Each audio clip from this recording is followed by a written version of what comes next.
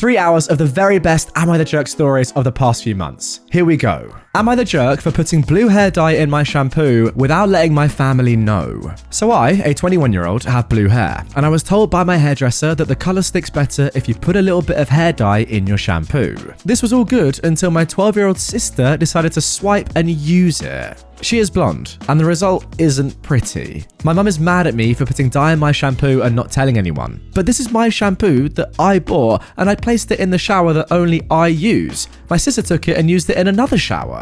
She's done this before with other items, and my mum also thinks I did this as a way to teach her not to steal my stuff. I didn't. So yeah, the whole family is mad. Should I have told them about putting hair dye in my shampoo? No, you're definitely not the jerk, OP.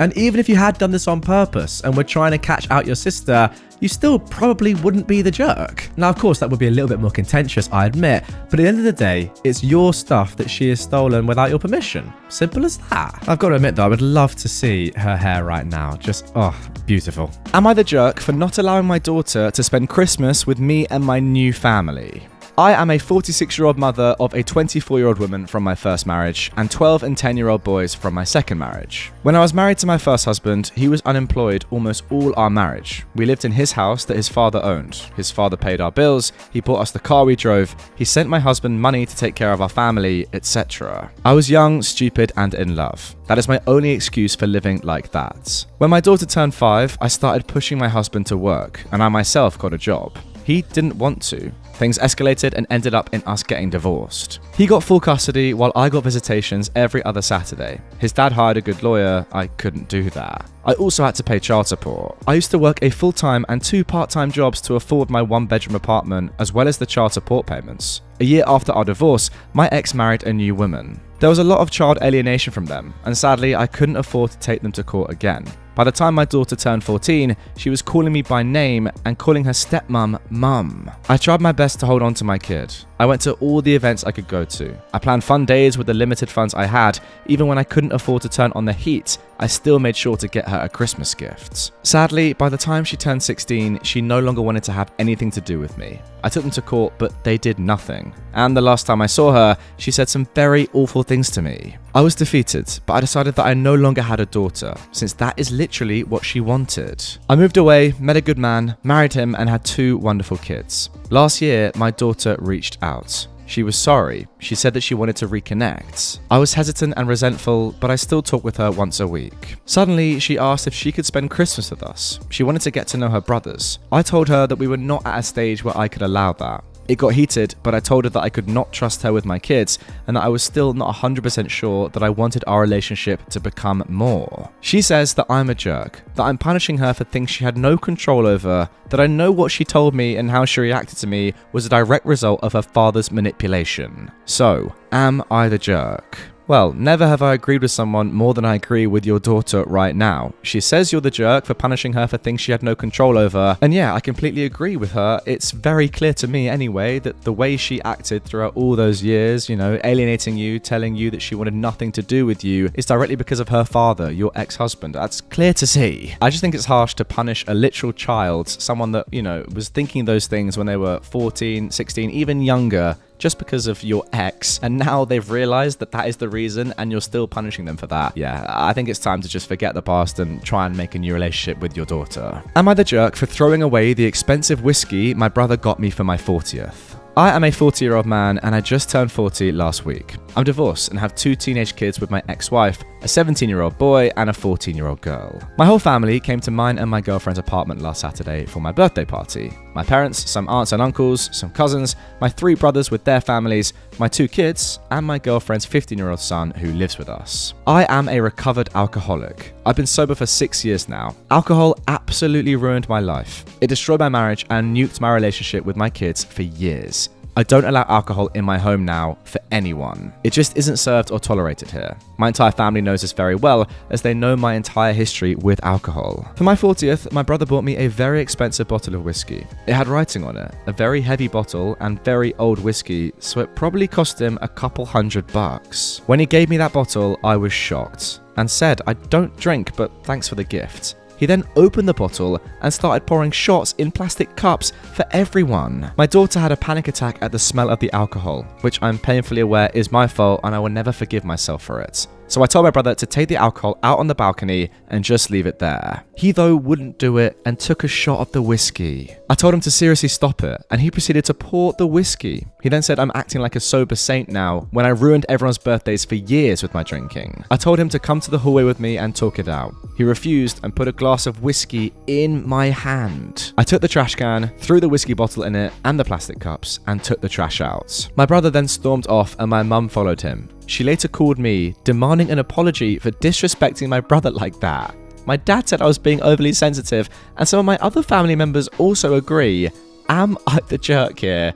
Obviously not. Are you kidding me? You're giving someone who was an alcoholic and therefore is still an alcoholic, because being an alcoholic, you can never really leave that behind. You're still addicted to alcohol, even if you don't have it anymore. A bottle of whiskey for their birthday. And then saying, come on everyone, let's do some shots. Are you mad? What's shocking here is just your entire family's reaction to this. Like, they should be saying to your brother, what are you doing? Leave immediately. Are you joking? You know how much alcohol has ruined not just OP's life, but his family's life as well. I mean, look, his daughter's just had a panic attack, for God's sake, because of the smell. That shows how incredibly impactful alcohol has been on this family. Yet you still bring it to his birthday party?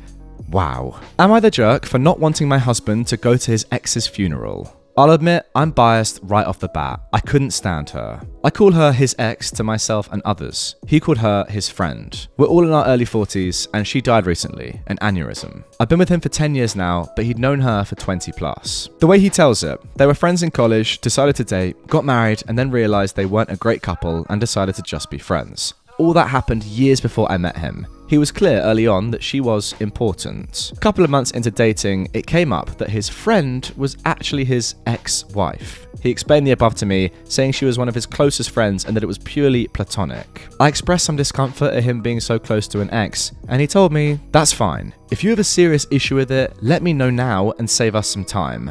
I'll choose her. I like you and all, but I've known her for over 12 years and she is one of the most important people in my life. You'll have to be okay with that if you want us to be a thing. When we were engaged, I asked again. He gave me this perplexed look and asked, why would us getting married affect my friendships? I sucked it up and went along. I resented every moment of knowing her, especially when we had to be social. She understood some part of him that I couldn't. Her husband was friends with mine as well, so it's not like I could use him as an angle. Oh wow, that is a horribly malicious comment, I've got to say. He'd have lunch with the ex, they'd go to their geeky movies, and whatever. The few times I brought it up, he said, we had this conversation before, and you had your chance to back out. She died after they had lunch the other day on the way to her car. He spent a bunch of time crying, but honestly, I was relieved. He was working with her husband on funeral planning. I told him, you don't think you're going, do you? This is my argument summed up. She's dead, so she's not a factor anymore. He doesn't get to use his she's my friend excuse since she doesn't exist anymore. He had his cry for a couple of days. He gets to be done with mourning her already.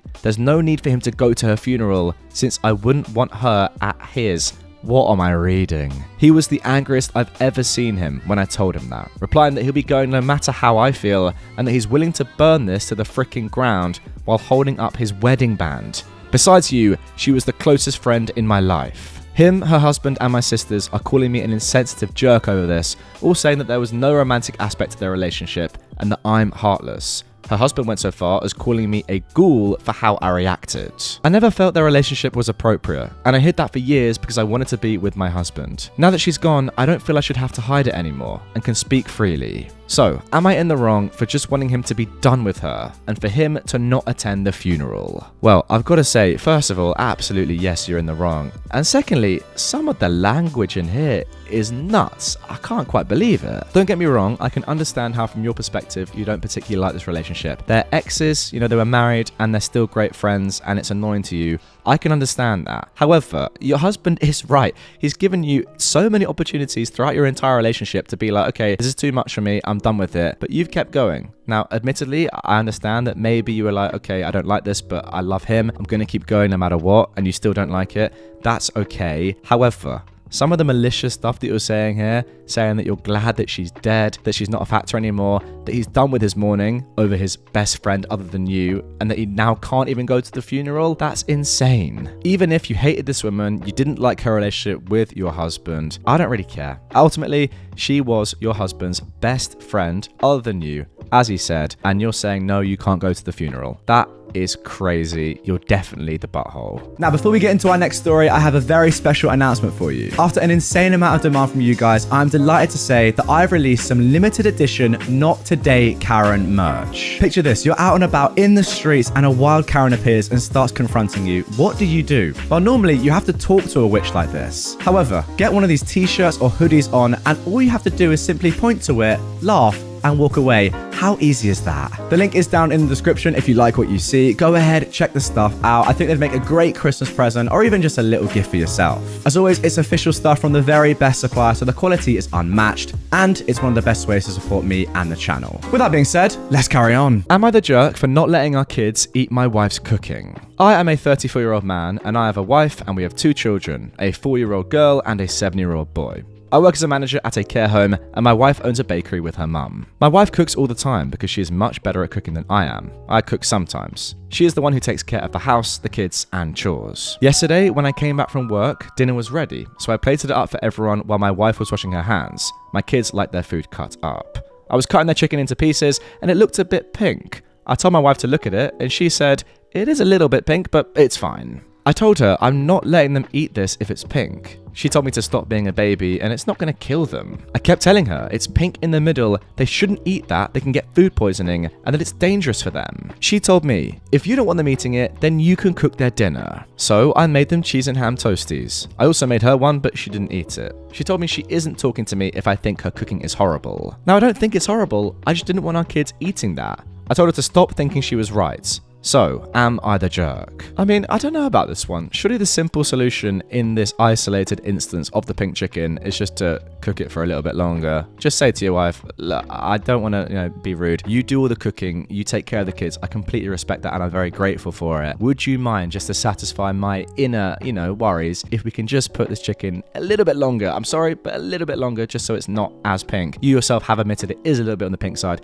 even if that's not going to really, harm our children. And she probably, if she was a reasonable woman, would have said, okay, not ideal, but fair enough, I understand. However, you've gone down the complete wrong road, being petty, making a completely different meal, and not even letting your wife give her cooking to your children. Yeah, that's way too far, my friend. That's not the way of doing it. Now, this incident, on top of you saying that your wife is better at cooking than you, I don't know how that really works. I mean, just train, right? Practice. You can be a good cook. Like, women aren't born better cooks than men, are they? It's just, are you good at it or not? Like, practice it, my friend. Also, she takes care of the kids, and she just seems to do all the other chores. Yeah, it's not looking great for you, my friend. Are we the jerks for not giving our granddaughter the same wedding gift as our other grandchildren? First of all, this is my first post on here ever. I wanted an objective opinion and I have read a lot of these kinds of posts on Facebook. If I do anything wrong, please tell me. Oh, don't worry, I will. I am a woman in my 70s and I'm the grandmother to 5 wonderful grandkids, 3 women and 2 men. The last of my grandkids got married last October. My husband and I usually get them a small gift, usually the cheapest thing on the registry. Then the day before the wedding, we privately give them a check for $40,000.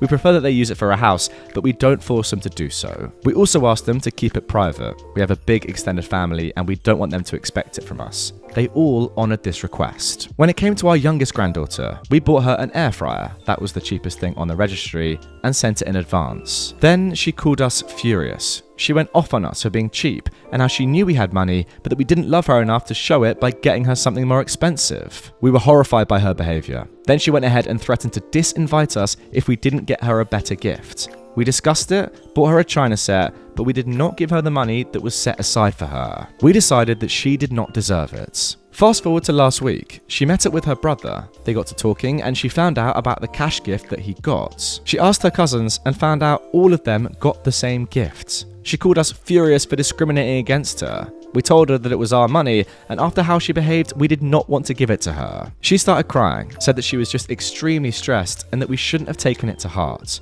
We told her that we stand by our decision, but now she is refusing to attend Christmas, and her mother, our daughter-in-law, is calling us jerks. So, Are we? No, absolutely you're not. As you said, it is your money, you can do with it as you like, and ultimately you have done what you were asked to do in the first place, right? You know, there's a registry for a reason, there's a list, you've got something on that list. Why is she so upset with you? Maybe she could be annoyed, fine, like you have a lot of money, fair enough, she knows this, but because of her behavior, being entitled, being clearly very spoiled, you've decided not to give her the money, and that's completely your decision. I mean, the crazy thing is that she cared more about the cost of the gift that you got her than your presence at her wedding. That is a bit nuts, you have to admit, right? That's nothing to do with money or anything like that. That's just her trying to get as much money. That just goes against everything that you'd ever want in a person, right? That's got nothing to do with your family, your relationships, that sort of stuff. That's just like, if you're not going to give me enough money, then you're not invited at all. Oh, and also she called you furious once she found out about the lack of 40k, trying to force you to give her more money again. She didn't even learn her lesson the first time. Maybe if she'd come up with an amazing apology, you might have given her the money,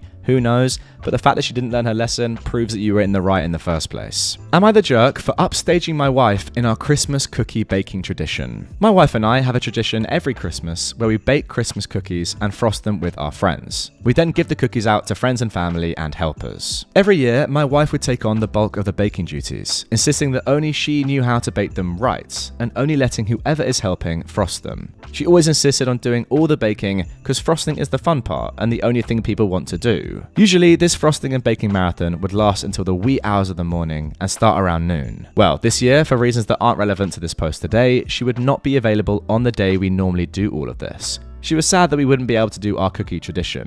I said that I was more than capable of baking the cookies. She seemed to think that I was joking and that I could basically never do it myself. Well, I said I'd try, and she wished me a sarcastic good luck. Well, in the run-up to the days of baking and frosting, I start running drills to optimize production, enter testing and tragic mistake montage. I started rearranging the house in various configurations, running tests on the dough we were using to see how long it took to bake and making appropriate changes while running it by taste testers, substituting ingredients for quicker bake time while preserving taste, making the cookies as thin as possible without compromising frosting ratio, canvas space for creativity, and or compromising structural integrity, etc. So, come the day of baking, I have everything down to a science. As friends and family come in, I give them the rundown. After a couple of hours, most kinks are worked out, and cookies are flowing out at a breakneck pace. Eventually, we start running out of material, something that never happened under my wife's aegis. We start making runs to the store for the necessary raw materials to fuel our mighty cookie forges. By the time we were done, we were exhausted around 2 a.m. We produced at least 5 times the amount of cookies that we ever had before. Well, my wife gets home a couple of days later and is weirdly upset.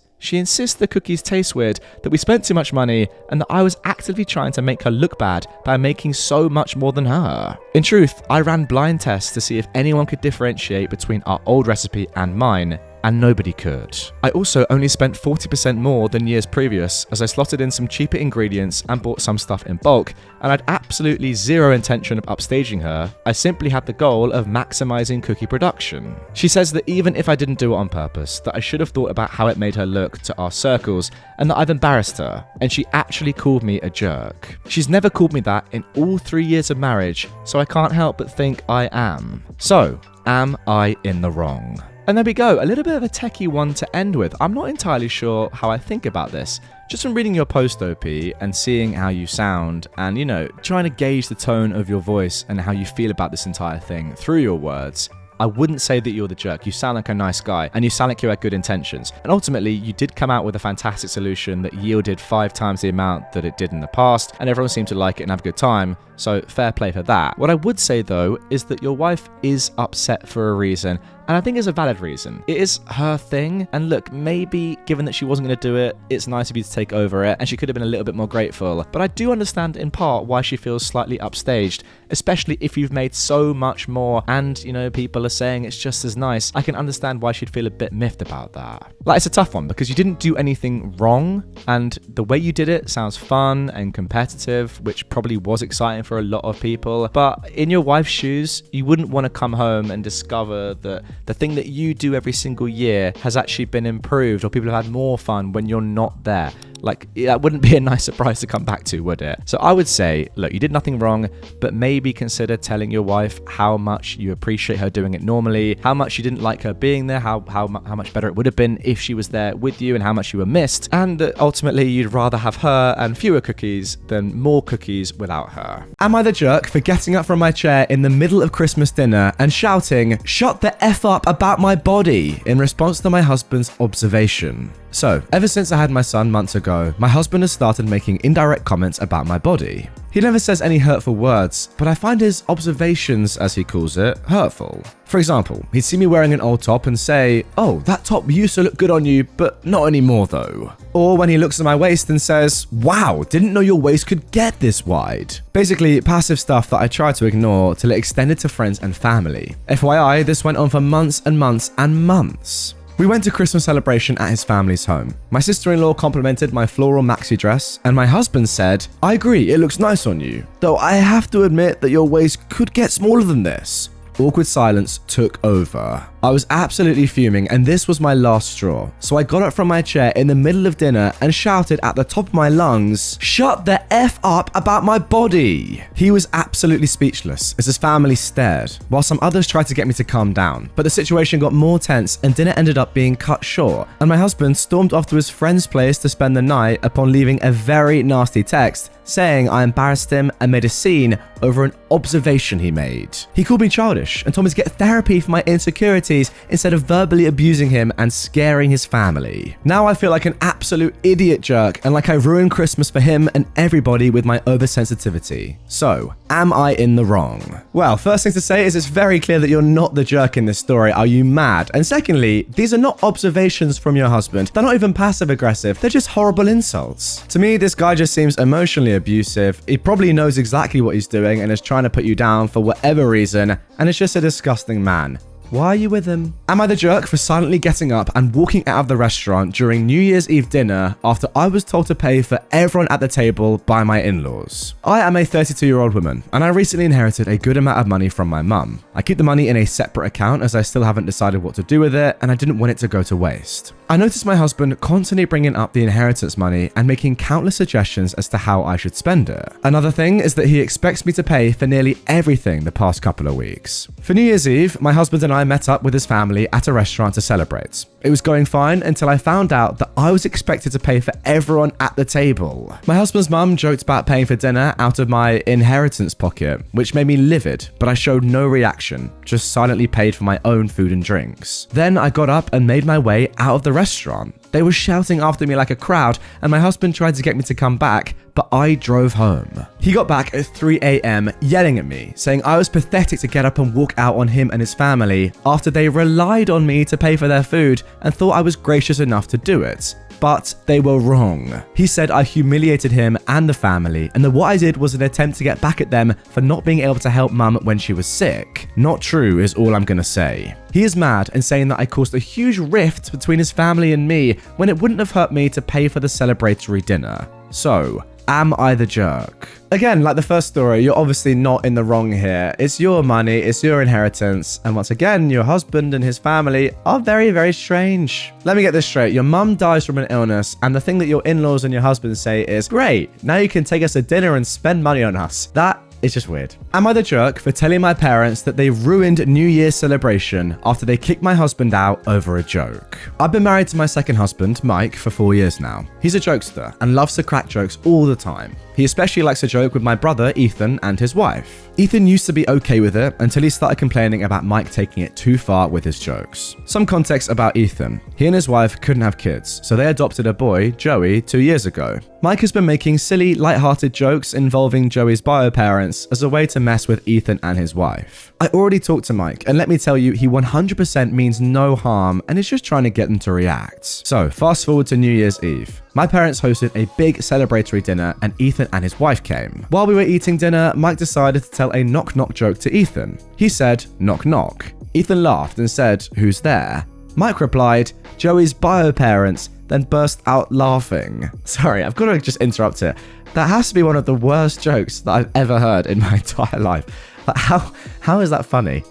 Seriously. I mean, to be fair, it's got me laughing, but that's just because it's so stupid. Silence took over, and Ethan's facial expressions changed. His wife called Mike an idiot, to which Mike replied with, "Hey, relax, it was just a joke." An argument ensued and dinner was paused. My parents suddenly told Mike to leave, which I thought was too harsh. I tried to speak to them and get them to calm down, but Mum insisted that Mike leave. We left, and Mike was complaining the whole time about how they overreacted. I called Mum later, and she told me Mike was out of line with his hurtful jokes about this touchy topic, and told me that I was wrong for defending him and saying he was just joking. She said he ruined New Year's for the family, but I told her it was her and Dad who ruined the celebrations for escalating the situation and kicking him out. I told her he could talk to them, but again, they were the ones who ruined New Year's celebration. She called me delusional for this statement and hung up. We haven't talked to them for days. I tried contacting Ethan, but no response. It's kind of like when someone says a really terrible offensive joke and then says no offense at the end, and then they think it's okay because they've added the no offense. Except in this story, there was no offense at the end. It was just honestly one of the worst jokes I've ever heard. Like, where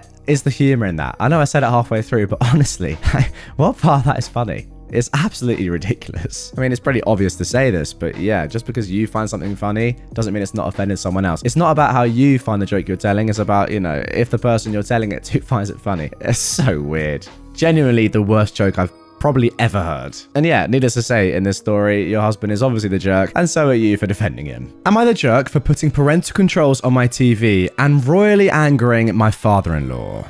I live with my wife. We have 2 kids, an 8-year-old boy and a 6-year-old girl. My wife's parents are staying with us temporarily as their home is having some serious repairs after a freak accident. It wasn't their fault, and luckily they had insurance. The repairs should be completed in 2 months from now. I don't really get along with my in-laws, especially my father-in-law, but I agreed to let them stay because I thought the time would fly by and it wouldn't be that bad. But I'm posting here, so I guess I was wrong. My mother-in-law doesn't have a job, and my father-in-law works late shifts until around 11 p.m. When he gets home, they'll watch YouTube in the living room and play music at a loud volume with our speaker system. It's not college house party bass tearing apart the walls loud, but it's still loud. My kids are not light sleepers, but this wakes them up. Then they go wake me up because they want me to make it stop. My kids need to be rested for school, and I need to get up in the morning to drop them off and go to work. My wife works overnight shifts, so she doesn't witness this. I've tried to talk to my mother and father-in-law about it and asked that they please keep the noise down after my kids' bedtime, which is 8:30. I don't expect complete silence, but I really don't think they need to have the TV on loud late at night. My father-in-law argued with me and said that he doesn't finish work until 11 p.m, so I'm basically expecting him not to do the things that he enjoys after work. I told him he can do it before work or on his days off, or it's tough. He complained to my wife, who's now taking his side and saying that the kids need to learn how to sleep through a bit of everyday noise. I told her it's not everyday noise, and that he and my mother-in-law are being excessively noisy and inconsiderate. She's just not there to see it. My father-in-law has been sending me links to buy earplugs for the kids. I've gotten really fed up with this. It's not my in-laws' house, and they're staying with us as guests,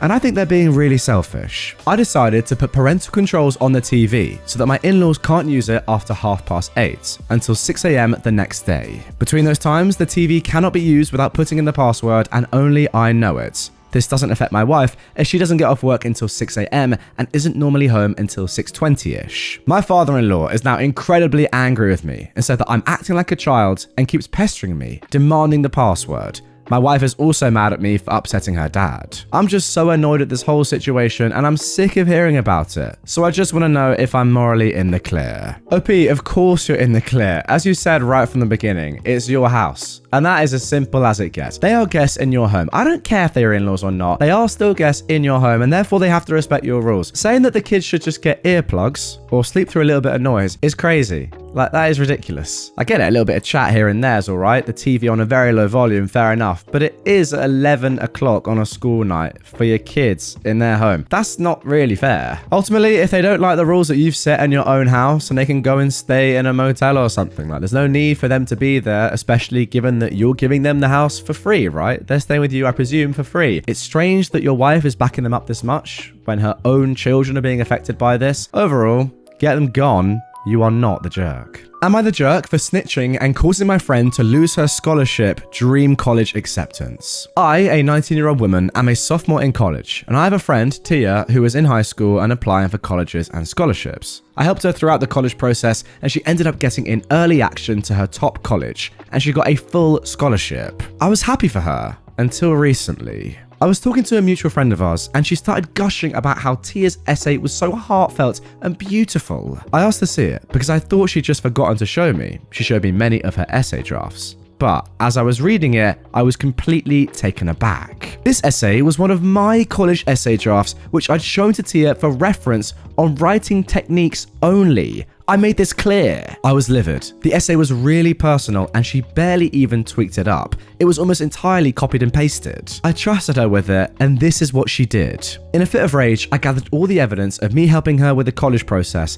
including evidence of me sending the specific essay to her, and I showed it to the school. She not only lost her scholarship, but she also lost her seat at the school. Now people are calling me dramatic and shaming me for robbing her of her education. She's the only person in her family to get into college and receive an academic and athletic scholarship, so everyone was rooting for her, including me at one time. And while I didn't expect the outcome to be so severe, it was. Right now, I feel bad. I feel terrible. I feel like she took advantage of me, but I didn't want to be the cause of something so horrible. I did myself a justice, but at the cost of someone's dreams. Now I'm wondering if what I did was justified or not. So, am I the jerk? Now this one I think is actually quite a tough one. The easy answer here is just to quickly say, no, of course you're not. You're in the right. She stole your essay, you trusted her, and she betrayed your trust. She deserves all the punishment in the world. And I get that, I really do. However, does the punishment of her completely losing her dream spot, her scholarship, her education, etc. really justify the crime of copying one essay? I'm not entirely sure that it does. For me, it depends on the other stuff that she did. Was that all copied as well?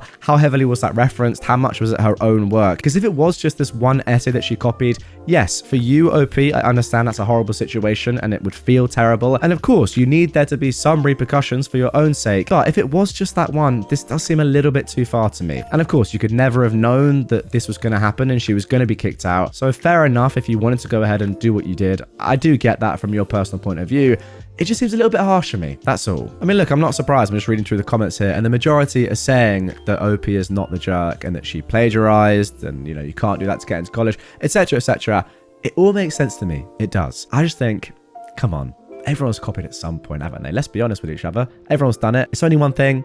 Is it really that bad? Am I the jerk for not defending my boyfriend when my brother asked him to leave? My boyfriend, Ryan, likes to help others. He's the type of guy who would give a coworker money for their rent or buy groceries for our neighbor. However, he can take it too far at times. He often tries to help people without asking if they need or want his help. Every year, my brother Paul and his wife Lily host a holiday dinner. This year, Ryan attended for the first time. Before we left for their house, I told Ryan that Lily was legally blind and had been her entire life. She knew what she could and could not do. I told Ryan to only help Lily if she asked for help. We arrived early so I could help Paul and Lily cook. While we were cooking, Ryan kept telling Lily things like, "Lily, if you're looking for the sole, it's to your right." Or, "Lily, don't put that there. It's too close to the edge." Lily and Paul both told him that while his commentary was somewhat helpful, it was completely unnecessary. Still, Ryan did not stop. However, things became tense when Lily went to go and chop vegetables. When she pulled out a knife, Ryan stopped her and asked if he could take over because he didn't want Lily to hurt herself. Lily said she'd be fine, but Ryan insisted that she give him the knife. Finally, Paul got annoyed and told Ryan to stop. Ryan did stop, but he kept hovering over Lily while she was chopping. I asked Ryan to sit down until dinner was ready, but Ryan insisted that he just wanted to help. Finally, Lily asked him and I to help set the table and greet people arriving. We did, but things were still tense. I did pull Ryan to the side and reminded him again to only help Lily if she asked for it. He agreed, but I could tell that he was still upset. Everything finally boiled over after dinner. My nieces, who are 5 and 3 years old, have a game they love to play with their mother. They will hand Lily something and Lily would have to guess what it is. Lily would sometimes make a couple of clearly outrageous guesses, like saying an egg is an elephant or a shoe, to make her daughters laugh. After dinner, the eldest handed Lily the salt shaker. When Lily guessed it was a phone, Ryan piped up and said it was a salt shaker. Lily laughed it off and explained the game to Ryan, but I could see that she was annoyed. My niece then handed Lily a coin. When Lily guessed incorrectly, Ryan loudly told Lily it was a coin. This was apparently the last straw for Paul. Paul demanded that Ryan leave since he clearly couldn't respect Lily. Ryan insisted that he was trying to be helpful. However, Lily said it was probably best if Ryan and I left. I quickly gathered up our things and managed to convince Ryan to leave. Ryan is currently angry at me. He said I should have defended him, especially since I knew he was only being helpful. He also insisted that I should have stood up against Paul's overreaction. Those are Ryan's words. I'm now wondering if I should have defended Ryan. So, am I the jerk? No, you're definitely not in the wrong, but I would say that the thing that you are wrong about is calling Ryan helpful in the first place. I don't think this is helpful at all. This is the opposite of helpful. If you get someone that is so helpful that they do things that are just not helpful at all, and if anything are actually really offensive to someone else, then that is not helpful. And even when they're told multiple times to stop doing something and they continue to do it, then that is the opposite of helpful. That's not being too helpful, that is being unhelpful. I'm not sure what's going on here with Ryan and his personality, but I feel like he knows what he's doing, right? You can't be too helpful to the extent that you keep trying to do something and help out when you're being explicitly told stop doing that. That doesn't make any sense to me. Like, he sounds insufferable, right? He wasn't being nice at any point during this. I mean, maybe at the start, fine. When he didn't get it, and even though you told him about Lily being blind and being okay with what she can and can't do, fine, give him a little bit of leeway. After you tell him, he just becomes super patronizing. And I completely agree with Paul. Get him gone, because Lily was clearly getting annoyed and it was just ruining the entire experience. Am I the jerk for laughing at my niece's gift? My 12-year-old niece is really into arts and crafts and recently got into crocheting. Before Christmas, she told me that she had a surprise gift for me and seemed really excited about it. I told her I was really looking forward to it as well, and I prepared her gift myself, which was actually art supplies. On Christmas, when we had our family gathering, she brought me her gift and was super excited for me to open it. When I opened it, I saw a crocheted animal, but if I'm being honest, it looked really, really bad. To give you an idea of what it looked like, imagine something from r/bad taxidermy, but in crochet form. I couldn't help but burst out laughing, and I couldn't stop laughing no matter how hard I tried to suppress it. So I had to excuse myself to go to the washroom, where I locked myself for nearly 10 minutes. When I came out, my niece was in tears with her parents trying to console her, and I apologized profusely and told her that I really liked her gift, but she kept crying and shouting at me, calling me a liar and that she sucked at art. My niece avoided me for the vast majority of the party after that. I tried to make her feel better by displaying her gift on my living room cabinet, but my wife pulled me aside later in the day and told me to take it down after the party because it was, in her words, really ugly and made her uncomfortable. Surprisingly, all the adults were very understanding of my situation, but I feel really bad because I feel like I destroyed my niece's confidence and I'm not sure how I can make it up to her. Yeah, you should feel bad, and yeah, you did destroy her confidence. I don't think that any sane person in that situation would laugh, especially not for 10 minutes, if you can see the joy and excitement in a young person's face about giving you literally anything, let alone something that they've spent hard graft and time working on for you, even if it's completely so embarrassingly awful. You don't laugh.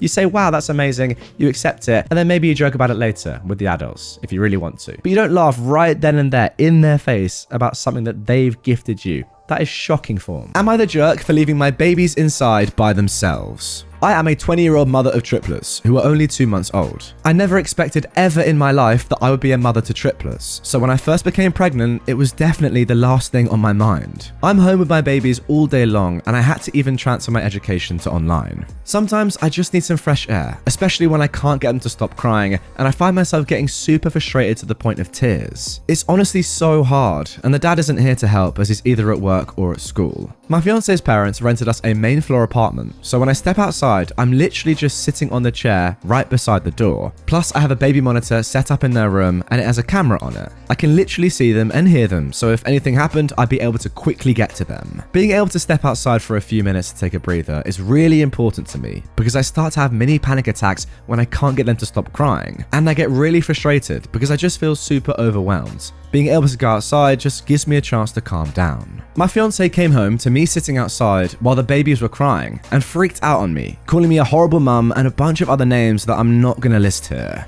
He thinks that I was being super neglectful and putting the babies in harm's way, and he even told his parents, and now everyone seems to be really against me. I grew up in the system. My fiance's family is the only family I've ever known, so it breaks my heart that they're so upset with me. But I really don't think I was doing anything wrong or putting my babies in harm's way, but they seem to think otherwise. So here I am wondering if I should apologize for my actions, or if I'm the jerk in this situation. Okay, strong start. For me, no, you're not the jerk here. I kind of get it from your husband's perspective a little bit, but you have to be able to have at least 1 or 2 minutes rest. You can't just look after your children 24/7, like be in the same room as them 24/7 is what I'm trying to say. The truth is, you still got them on the baby monitor. You're right outside in case anything was to happen. Being in the room or being outside looking on a monitor doesn't really change anything. And as you've said, it's very important for your anxiety. You're having mini panic attacks. You need to sort something out. It's a lot of stress and you have a few minutes rest. That's okay with me. Am I the jerk for wanting hot food? Yesterday, I went ice skating with my girlfriend. Tuesday is one of her days for dinner, so she made chicken salad.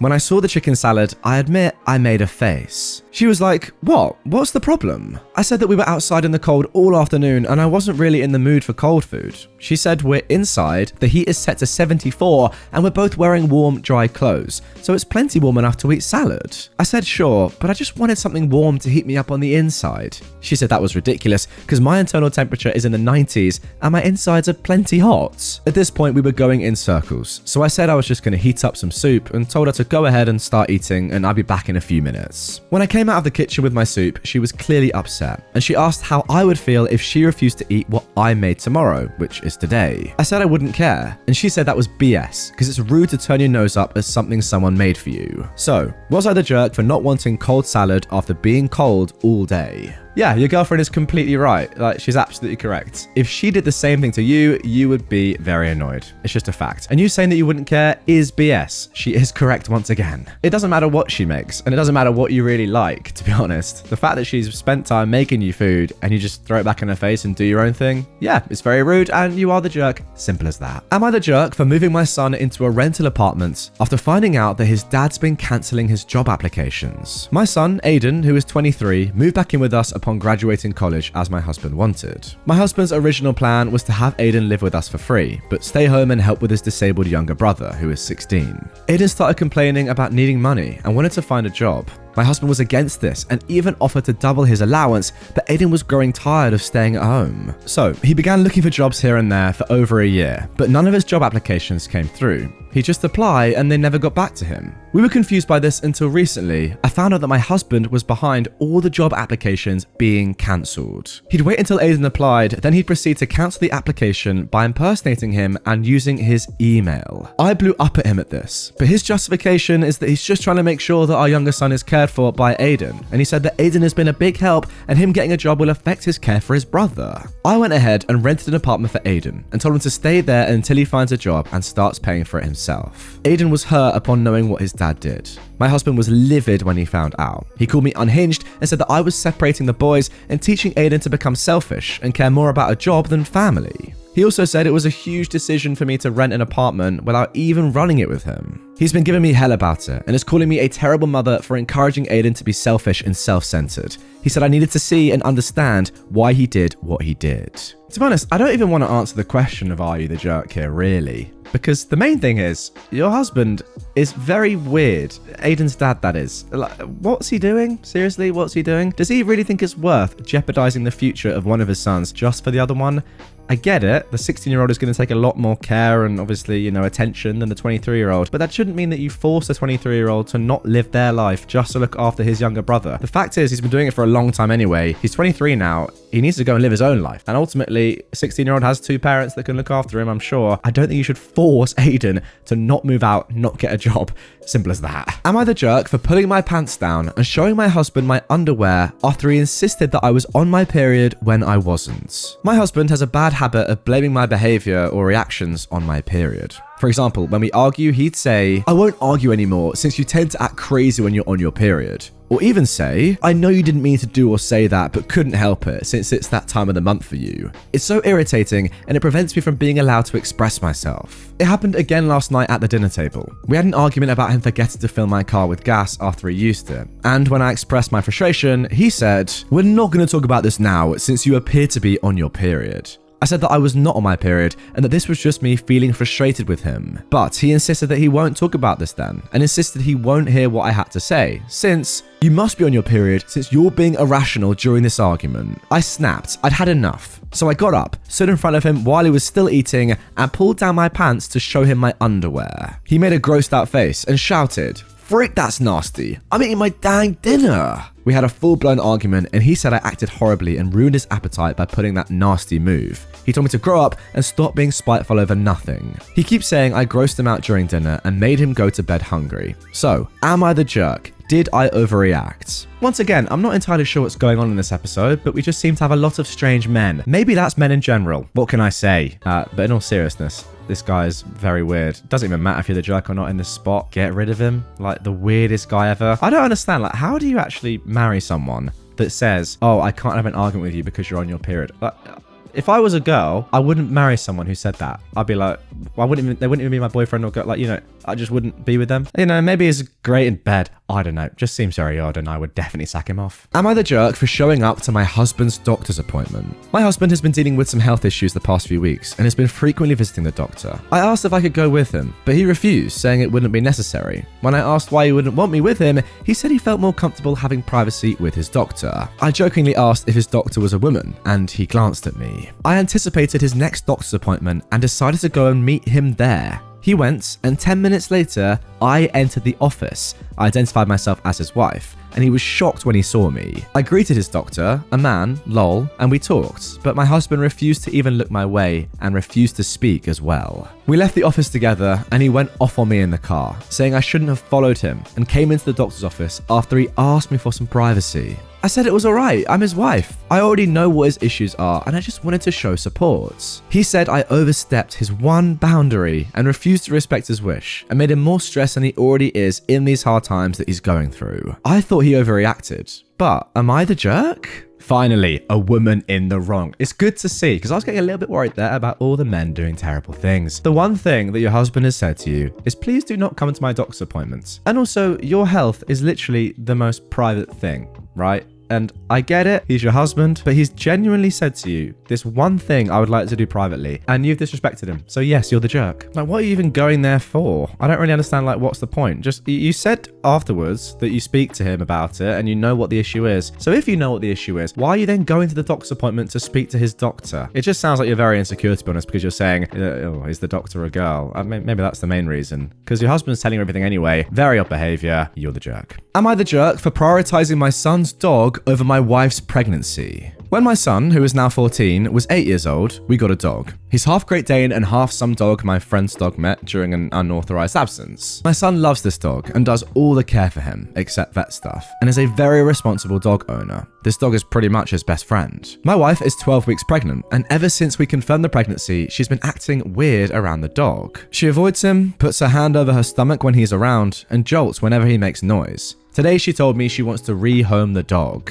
I asked her what she was talking about. She said she's been having anxiety that he will jump on her. This is completely unreasonable. He doesn't jump on people. We train him not to jump on people or run into people very young because he's half Great Dane, and I felt this was important for all dogs, but especially one who could possibly grow to such a large size, which he did. There is no reason for her to think the dog will jump on her. She said there's no way to know for sure that the dog won't jump on her, and if he does, our baby could be hurt. This dog has never so much as growled at her. She said that even if the dog doesn't jump on her, her anxiety about it is bad for her health. She said she needs the dog elsewhere for her safety and the baby's. I told her that there was no way. My son got this dog right after he lost his mum and imprinted on him hard. Sometimes I think he loves the dog more than me.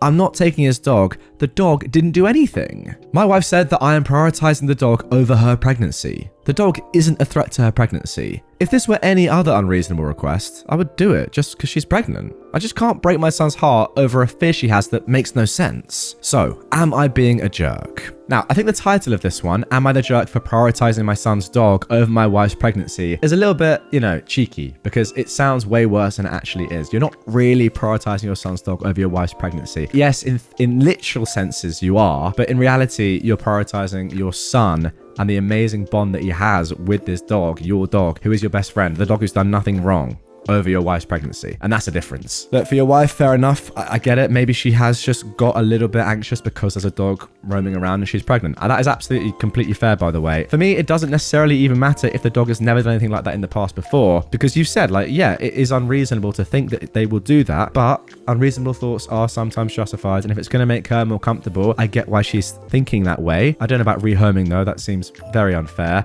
However, what I will say is that she is jeopardizing your son and his future and his mental well-being. Now, does she think that's fair? Because I certainly don't. And if it's all right, realistically as it is, then there's no reason to change anything. You got to think of the damage that that could do to your son if you were to take away his best friend. You know what? I've actually just seen a great point in the comments, by the way. Not the jerk. Has she stopped driving? Has she started using a wheelchair so she won't fall? Is she refusing to use the stairs? If you kind of get what this comment is saying. Is she doing lots of other things to protect the baby? No. It's very unlikely. So why has she just changed her mind on the dog? I don't know. Maybe something's gone wrong there. Again, I genuinely don't mind her thinking this way because look, she's pregnant. She's literally raising a child inside of her. If you want to, take precautions, fine. But it is weird that she's just having this one thing about the dog and seemingly nothing else in her life. Am I the jerk for calling my boyfriend dumb for boiling salmon? So this happened yesterday. I came home from work in the evening and saw something cooking on the stove. I asked my boyfriend and he said he was boiling salmon. I was taken aback, completely. I asked him to repeat what he said and he so casually said it again. I was like, ooh, who boils salmon? He made a face and didn't reply. I told him it wasn't right and that I'd never heard of salmon being boiled, like egg and water type of boiling. He said it was alright and he likes it cooked that way. I called him dumb for this, to which he reacted by snapping and saying, who the frick says I can't boil salmon? I said, common sense? He replied, screw common sense. I bet it's no longer common sense to eat an apple from an apple tree in this time and age. We had an argument and he started ignoring me, saying he felt hurt and disrespected when I called him dumb and is now waiting for an apology. So, am I the jerk?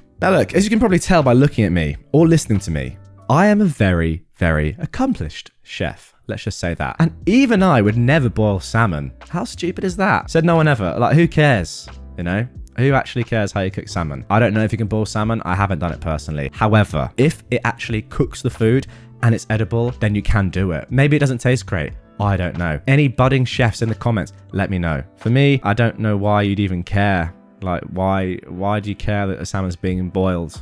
If it tastes nice, it tastes nice. Simple as that. Would I be the jerk if I didn't let my husband attend the baby shower or birth of our child? My husband and I have a 3-year-old daughter. He was happy when I told him she was a girl. We're having another, and when I had my ultrasound, I was told it was another girl. Again, my husband was happy. It turns out though that I was told wrong, and it's actually a boy we're having, and my husband has now freaked out in excitement. His reaction to us having a boy was nothing like either of his reactions to having a girl. He was actually jumping around and yelling. He immediately called all his friends and family. He kept hugging and swinging our daughter around, telling her she's getting a brother. I confronted him about not being this excited about having girls, and he said, because I wanted a boy. I got so angry. I don't want him at the baby shower. I guess it's not really a baby shower as we're not asking for anything, but still, or the birth. He thought I was kidding at first, but once he realized I was serious, he got really upset and started an argument over it. So, would I be the jerk if I didn't let him attend the baby shower or birth?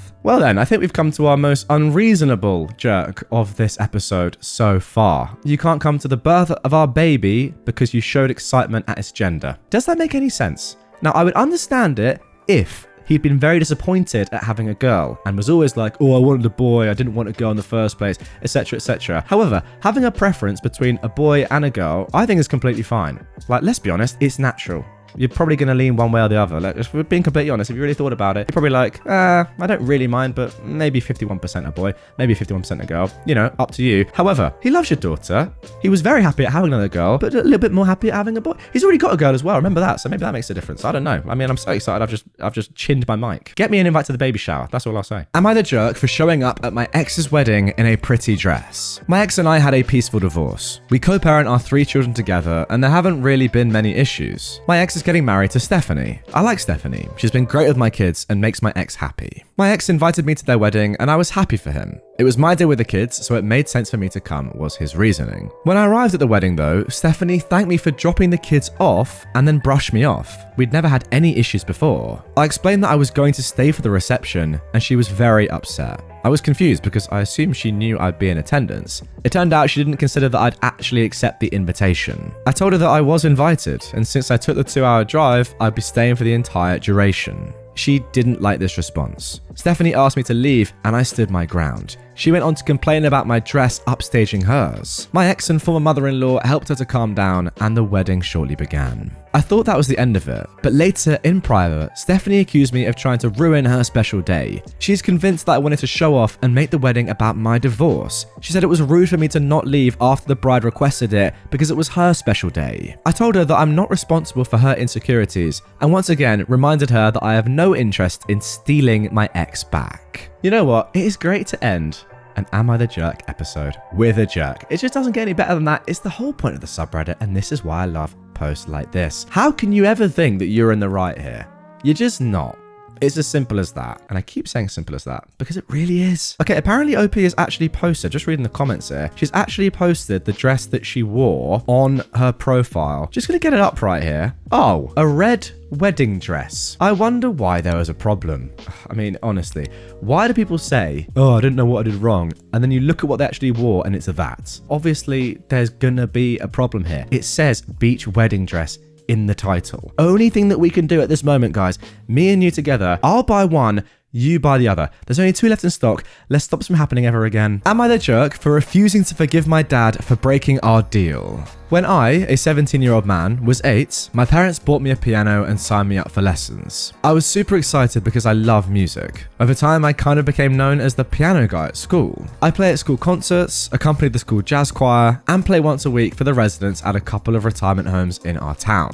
When I was 15, I started to talk about quitting lessons, and my parents quickly tried to guilt me out of it. I told them I wanted to try other things, and that between piano and studying, I didn't have much time left for other extracurriculars. My dad proposed a deal. If I kept playing and taking lessons until I reached level 10 RCM, Royal Conservatory of Music, and continued to keep my grades up at school, he would buy me a new car of my choice. I jumped at it and we shook hands on the deal. I should explain that my family is well off financially. I have a very privileged life, but I wouldn't say I've been spoiled. If I ever want a luxury item like a new phone or games console, I have to buy it myself with money that I've saved from summer and after school jobs. I should also explain that my dad's big on loopholes. When we compete, he always finds a way to win. And when I do, it doesn't count because of some loophole. It drives me nuts, but he thinks it's hilarious. Whenever I complain about him not playing fair, his answer is always the same. Life isn't fair. So, because of our deal, I kept up with my lessons. I spent about 1 to 2 hours a day on piano while keeping my grades up. Last summer, I took my level 9 RCM exams and passed, fulfilling my part of the deal. I told my dad I'd chosen the BMW X5 plug-in hybrid SUV. A couple of months ago, on my birthday, I came downstairs for breakfast, and my dad told me there was a surprise waiting for me in the garage. I ran out, and sitting in the middle of the floor was a 1/24th scale toy BMW X5. My dad burst out laughing and said, "A deal's a deal, so as promised, here is your brand new BMW." My heart absolutely broke. I asked if he was being serious, and he said I couldn't seriously have expected him to buy a 17-year-old a real brand new BMW, and that we could discuss getting me a reasonably priced used car. I said we had a deal, and I fulfilled my end of it. He said he did too, since I never said that the car had to be full size and drivable. I said he wasn't being fair. His response, "Life isn't fair." Ever since this happened, I've been distant with my dad. I honestly feel like he betrayed my trust and that he deliberately made a fool out of me. He keeps bringing up the idea of a used car, but I told him I'm not interested, which I admit is kind of petty. I have enough money saved that I can buy a cheap used car myself, and I just feel like if I accept one from him now, it's like saying that breaking his promise didn't matter and that he didn't do anything wrong. So, am I the jerk? No, absolutely not. That's not even up for discussion. A promise is a promise. It doesn't matter what he said. If that man, your father, cannot keep his word, then he doesn't deserve your respect. It's as simple as that in my opinion. How about this? One day when you're older and he wants you to come home for Christmas or something like that, you say, "Sure, I'll be there." Then just mail him a picture of you and say, "Oh, there I am. You didn't specify that I didn't actually have to be there physically. I'm there in spirit in a photo frame." It's a weird analogy, but that's kind of what's going on here, right? Like, you said you'd do something and you used some stupid loophole to get away with it, when in reality, you're just being an idiot. Don't get me wrong, yeah, that is an expensive car for a 17-year-old, but it is also what you said. So how about just don't say it in the first place and don't make empty promises? Am I the jerk for calling my sister cruel for her tattoo idea? My sister is 28 and I'm a 26-year-old man. My sister, Nikki, has always had a strange relationship with our parents, especially my mum. I'm clearly not privy to the reasons because things are fine with me and my parents. When Nikki went to college, she met her creative writing professor as a freshman and they got close immediately. They would do a lot together and work closely on a few different writing projects. Nikki never specifically said this, but it was obvious to anyone who saw them interact that they had a substitute mother-daughter type relationship, which hurt my mum a lot to see. I always thought she'd grow out of it or that the prof would move on, but 10 years later, they were still very close. About a month ago, the professor died unexpectedly, and it devastated Nikki. She was really depressed over the holidays, which of course was all in front of my mum, and was a difficult reminder that Nikki loved the prof as a mother way more than she ever loved my mum as a mother. She still talks to my parents and stuff, and they don't fight or anything, but Nikki is very distant and doesn't tell them anything about her life beyond the bare minimum. My mum tried to comfort Nikki, but Nikki was doing her distant thing and didn't want comfort. Something unfortunate that happened to Nikki is that when she got the call that she died, she was brewing tea, and in the shock of the news, she spilled boiling water on her arm, which burned her kind of badly on her wrist. I think the burn was like on the borderline of 2nd and 3rd degree and definitely still looked pretty rough during the holidays. Nikki said it was especially hard because in addition to the physical pain, every time she looks at it, she's reminded of the moment she found out the prof died, which I totally get. I was on FaceTime with Nikki, and she said she talked to her tattoo artist friend who said that the burn should be able to heal well enough to get a tattoo over it. Nikki then excitedly told me about her idea, which is a type of flower that the prof gave her a bouquet of for her undergrad graduation. My mum was so embarrassed that day because she didn't get Nikki flowers, but the prof did, and Nikki was parading them around so happy, and it was a reminder of their connection. I guess Nikki and the prof exchanged these flowers for every special occasion, like birthdays, etc.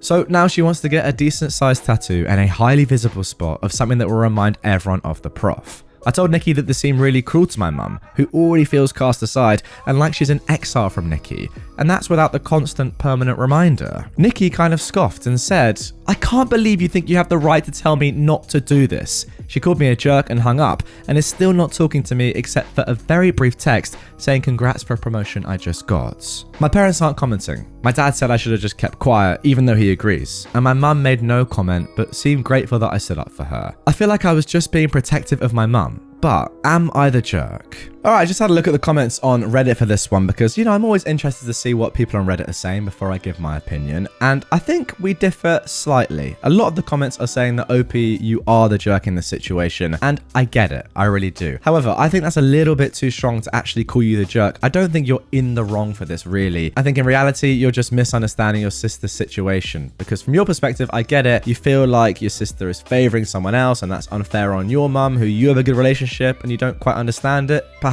But in reality, you have to understand that your sister and your mum do not have anywhere near the same sort of relationship that you and your mum have. And in actuality, your sister has been very lucky in her life to have someone come in and replace her mum for that role, because her mum, for whatever reason, hasn't been able to do it. Nonetheless, it's clear that this person played a massive role in your sister's life, and getting a tattoo in that exact area, the timing of when you heard that person had died, yeah, terrible, but yeah, a great thing to do. And I definitely wouldn't say that she shouldn't do that. Look, I get it from your perspective. It's nice to stick up for your mum, and you probably don't get it, but from her point of view, that is probably maybe even the most important person in her life that's gone, and she wants to remember them. Am I the jerk for not giving my daughter her education fund money? I am a 54-year-old man, and I have 2 children, a 23-year-old daughter and 21-year-old son with my wife. When the kids were young, my parents set up education funds for both of them, which was very generous. My wife and I always expected our kids to attend college and then graduate school, as we'd done. I have a PhD, my wife has a master's.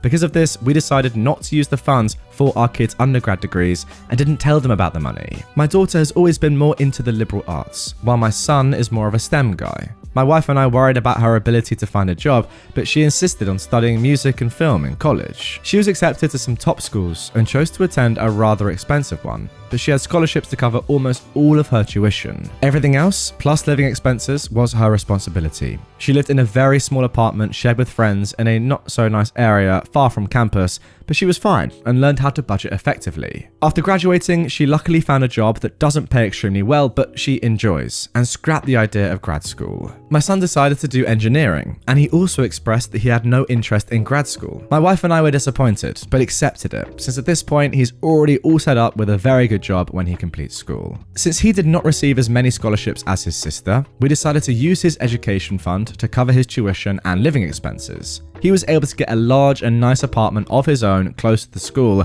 which is important since his classes are so demanding and he needs a comfortable space to work. My daughter was confused and asked how he could afford this, and he told her about the education fund. She called us and asked why she didn't have one, and we told her she did, we just didn't use it because we hoped she would attend grad school. She seemed hurt by this and asked if there was any way she could have the money now. We explained that there would be a fee to simply withdraw the money for non-education uses, and if we chose to do that, it would belong to her grandparents so they could put it towards their own use. She's been quiet and short when answering our texts, and hasn't answered our calls at all since then. I know that it seems unfair to her, but it's not really her money in the first place, and she's no longer in college. Plus, her brother only received it for educational purposes, and it wouldn't be right for her to just have it to spend now. So, am I the jerk? Now, I think it's pretty obvious in this spot that yes, OP, you are. However, OP has given us a couple of updates which we'll get to first before I give my overarching opinion. Update 1. I understand the consensus is that my wife and I are the jerks. I texted my daughter to ask if she wanted us to withdraw the money for her and what she wanted to do.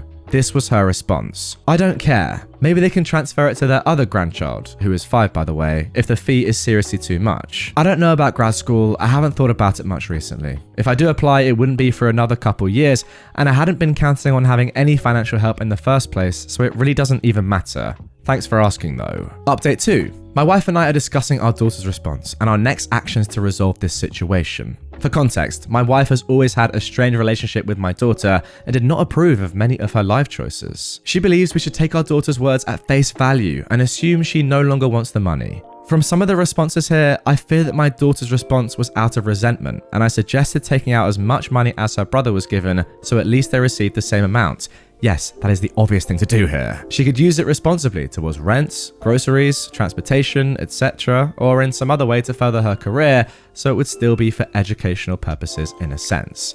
My wife, though, is standing firm in her opinion, and we will continue talking it through tomorrow. Many have asked about where my parents stand on this. At this point, they're not mentally aware enough to really participate in the discussion. They did know about our grad school stipulation, and they thought it was fine. They also knew that we took out some money for our son once we were certain he was not pursuing an advanced degree, and they were fine with that as well. They said it was our decision as parents what to do with our daughter's fund, and they would support whatever we decided for her. It wouldn't be useful to ask them what to do with it now, but I've always said that whatever is unused will go back to their care. I've tried to call my daughter with no luck, which is why I sent the text. Despite what many have said here, I hope this does not end our relationship. Well mate, unless you fix up pretty quickly, there's a lot of danger that it might. I just don't understand how it took you such a long time to arrive at that conclusion that yes, you should have at least given your daughter the same amount as you gave your son. I'll have to have a look back through it, but from what I could kind of gauge the first time reading it, it didn't even seem as if your son was fully using the money on education. He didn't go to grad school. Same as your daughter. I don't really understand why there's a difference there. Okay, looking back now, fair enough, you used it to cover his tuition, but you also used it to cover his living expenses, but you didn't use your daughter's education fund to cover her living expenses? Like, off the rip, that just doesn't seem fair to me. I don't care if she's got scholarships for her tuition fees. Like, she's clearly clever. Why would you punish that? Clever and hardworking, I must say. You don't just get scholarships by being clever, that's for sure. Imagine hearing that your parents could have financially helped you, and then they just chose not to. Like, that is brutal. I'm sorry. And yeah, the more I think about it, if you want to have any relationship ongoing with your daughter, you need to at least just send her the money right now. Probably all of it. I mean, just send it to her. And then hopefully she'll give you some form of forgiveness. Am I the jerk for posting the reasons that I excluded some people from my child-free wedding? My sister got married last summer. She had a very elegant and beautiful wedding and reception planned. It was child-free. She sent gracious notes to everyone who sent their regrets and thanked them for understanding her desires for her wedding and respected them enough to RSVP in the negative. She also invited them to a party later that summer at her home if they wanted to take pictures with her and her wedding party in their fancy clothes. I thought it was well handled and classy. Several people didn't understand the meaning of child-free and brought their kids anyway. One screamed through the ceremony, and the mum would not leave the chapel because she did not want to cause a fuss. There were no extra places for them at the reception, so their parents had to share their food with them. The worst was the kid that wanted a cupcake off the table the wedding cake was on. He lost control and tipped the wedding cake onto the floor. My dad saved it, but there was a handprint on the lowest tier and a lot of cupcakes hit the floor. All in all, it was 4 families that brought uninvited children. My wedding invitations just went out over Christmas. We're getting married in May. I know this is a long time, but we have a lot of out-of-town, country, and even continent guests we hope will come. We did not invite these 4 families to our wedding. We have a Facebook group for the wedding for people to share pictures and memories that we might put in the wedding video. They found out about the group and posted to my personal page about being excluded and asked why we're not having them. I messaged them privately and asked them to take down their posts and explain that my wedding was smaller and I wasn't having as many guests as my sister. They went public again and complained about me excluding them for no good reason. So I posted the receipts. I also posted a video my cousin sent me of the kid crying during the ceremony and the parents doing nothing. The video of the kid freaking out because he had to share trout for supper. The before and after pictures of the wedding cake table. And I also asked if they knew in advance that they were not supposed to bring their kids to the wedding. Then everyone started piling on. To them. I guess there was a lot of stuff I missed, including one of them changing a kid on the table with the guest book because the closest bathroom didn't have a baby station. Now they're calling me a jerk for embarrassing them for having children and wanting to be part of family events. I said that they could not understand why rules were in place and that is why they were not invited. My uncle posted about how embarrassed he was that his daughter was one of these entitled jerks and offered to pay my sister for the cake that got wrecked. He'd been unable to attend and hadn't heard about the cake. So, am I the jerk? Absolutely not. Very simple one here. And to be honest, I'm kind of just getting a bit angry thinking about this. If your sister has gone through all that trouble to really politely say, look guys, you're our good friends. We do not want your children here. It's my wedding. It's our day. I've made this decision. Yeah, it sucks for you because your kids can't be here, but I've made this decision on one of the most important days of my life. Do not bring your kids. And she said this in a lovely way. And then 4 different families bring their children. How angry would you be? Especially given the fact that they then seem to ruin the event. I mean, the handprint on the cake, the cupcakes on the floor. It just sounds devastating. It's a real shame. So I completely get why you did what you did. And you do not want these people there. It's as simple as that. Ultimately, it's your wedding day. You decide who goes. And now for our final Am I the Jerk post of this episode. Am I the jerk for telling her to get over herself? I got a dog 2 years ago, a corgi, and she's very much so my sidekick. I've been with my fiance for 5 years. My fiance does like the dog, but she is currently pregnant and experiencing massive migraines and has been snapping at everything. So every morning when I get up, I find my fiance already awake and at the table relaxing. As soon as I get out of bed, my dog goes nuts. It's like super energy where she's running sideways, barking up a storm, jumping from the bed to the floor a million times, causing the apartment to shake because it's old as anything, etc. And I'll just sit there and sing made up songs to her and just screw around with her. It's pretty noisy and I can be loud. It's just my way of interacting with my pets. I also have ADHD, so I'm fully aware that I can be ridiculously loud and sometimes I simply forget to tone it down. My fiance has complained about it a few times and I will absolutely try to tone it down for a while, but as screwed up as it sounds, the second she stops complaining and it's out of sight, out of mind, I start doing it again. If I catch myself, I apologize immediately, but sometimes I don't even catch myself doing it. So she's been getting up earlier than normal because she says she needs peace and quiet away from you and the dog because she can't hear herself think when we get up. And then she starts getting migraines and being overall annoyed. But now she's complaining because I can sense her not in the bed anymore, probably after 20 minutes of her being gone and her warmth no longer being there. And then I'm wide awake and the dog senses it and you know. So she's now getting angry because she thinks I'm purposely not letting her have space and purposely annoying her with my behaviors. I'm not, truly, but it seems like it, I guess. I've tried just laying in bed for a while so she can relax, but I get stir crazy, and I also don't feel like I should have to stay in bed so she can be alone when I live here too. But she flipped this morning. I felt her sneaking out of bed this morning at 5 a.m. and tiptoe out of the room. I watched her sit at the table with her book. Well, the dog saw me awake and immediately goes ballistic, jumping on the bed, whining, barking, etc. She comes in and says, "Will you guys calm down so I can have time to myself for once?" I just side-eyed her because I'm getting annoyed at this point with her demands. She says, "Well," I tell her to get over herself. Just because she's pregnant doesn't mean I have to change who I am, or change how the household works, or change my dynamic with my dog. She immediately left after telling me to go screw myself and won't answer my calls. She's been gone for 6 hours. Well then, a very interesting one to end, I've got to say, because up until that last little point, I genuinely didn't think that you were necessarily being a massive jerk, OP. It felt to me more like just a kind of conflict of character, and I was questioning more whether you two should be together in the first place, which when you have a baby on the way is a pretty crazy thing to say, but yeah, that was the opinion that I was kind of leaning towards. But after seeing what you said at the end, your definitely the jerk. Like, you just didn't need to say any of that. Are you joking? You wouldn't change how you are or how you live because of your pregnant girlfriend, wife, whoever she is. That is very selfish. Surely, when somebody is pregnant, you have to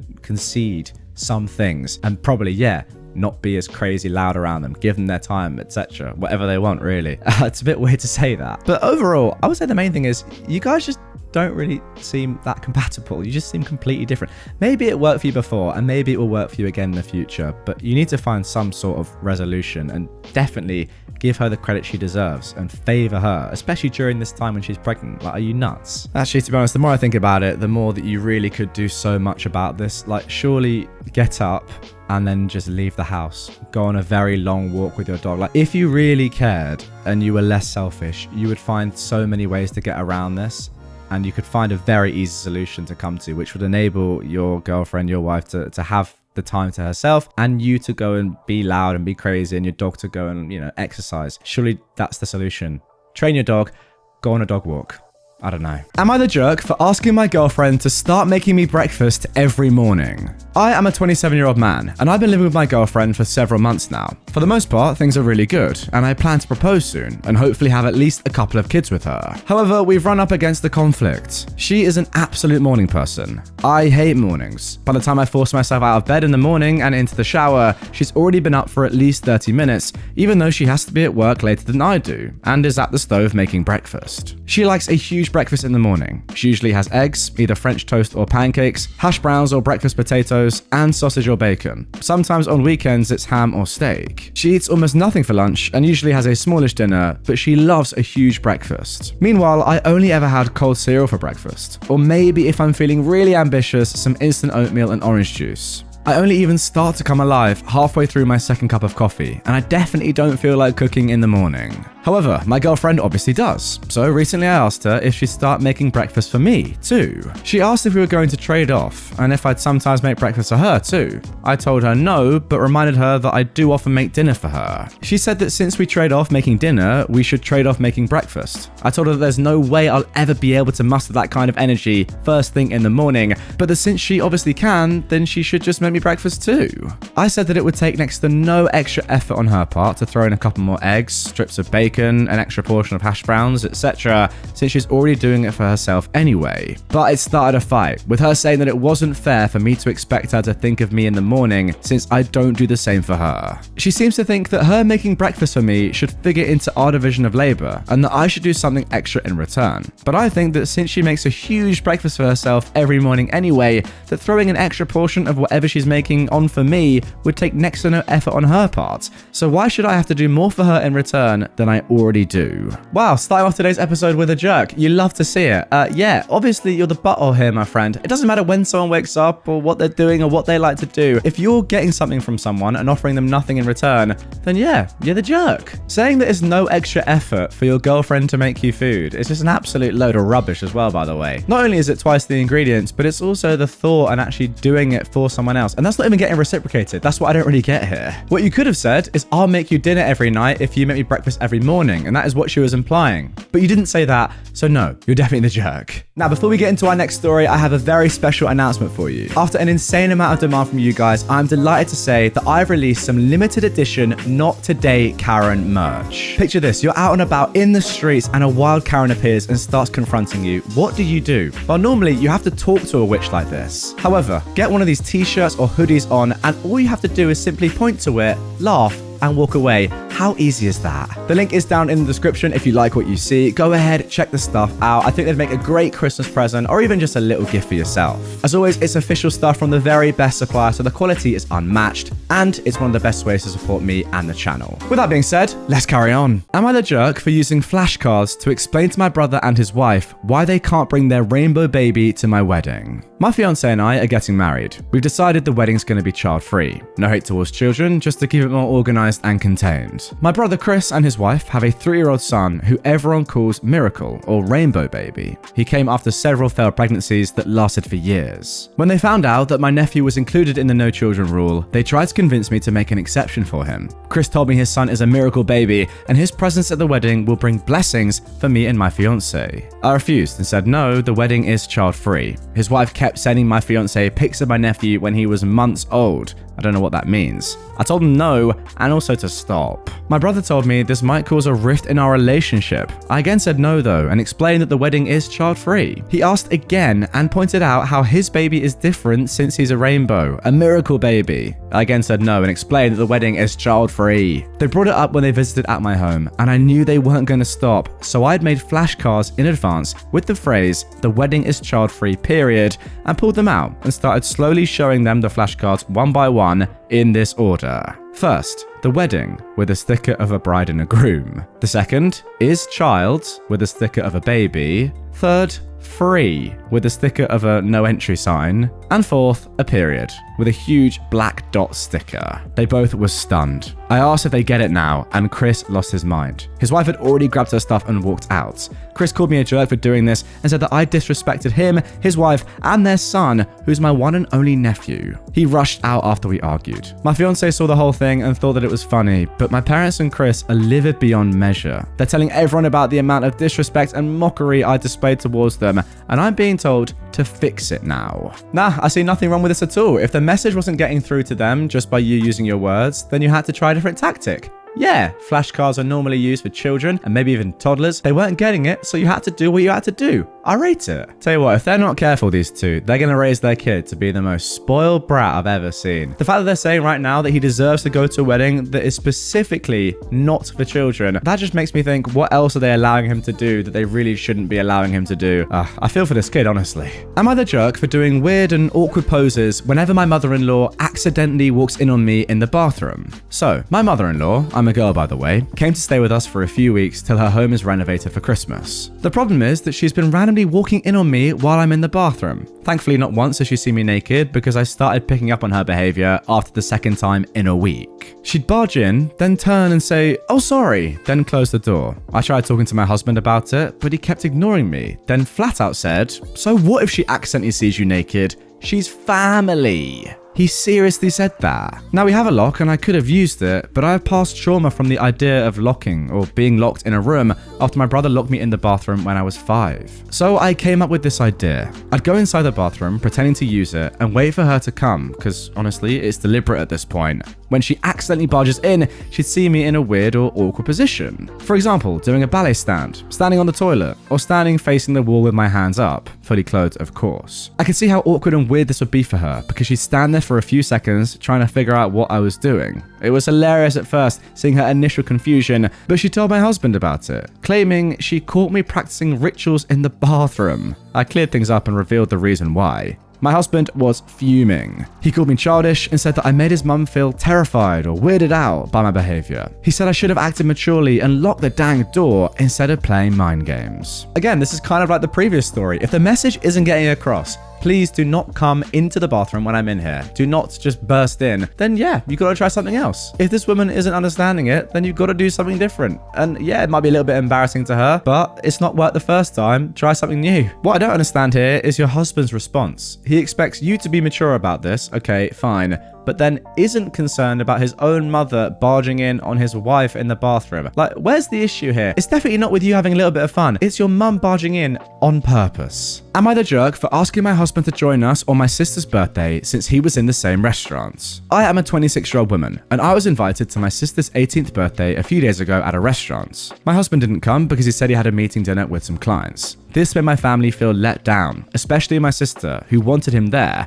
and also her 18th birthday was a big deal to her, obviously. To my surprise, when I arrived, I noticed that my husband was having his meeting at the same place. His table was right in the corner, and he had about 4 men sitting with him. My parents and the guests saw him as well. I waved for him, and he saw me, but ignored me. He obviously was as surprised as I was. My parents asked why he didn't even come to the table to acknowledge them after the cake arrived. I got up and walked up to his table. I stood there and said, "Excuse me." My husband went silent when I asked, after I introduced myself to the clients, if he'd take just a few minutes to join me and my family in the candle blowing and saying happy birthday. But he barely let out a phrase and said, "I don't think so. I'm busy right now." I insisted, saying it would just take a couple of minutes and that it would mean so much to my sister. He stared at me, then awkwardly back at his clients. They said nothing, and he got up after my parents were motioning for me to hurry up. He sat with us while my sister blew the candles and cut the cake. My parents insisted he take a piece and join us in the selfie, but he got up and walked back to his table looking angry.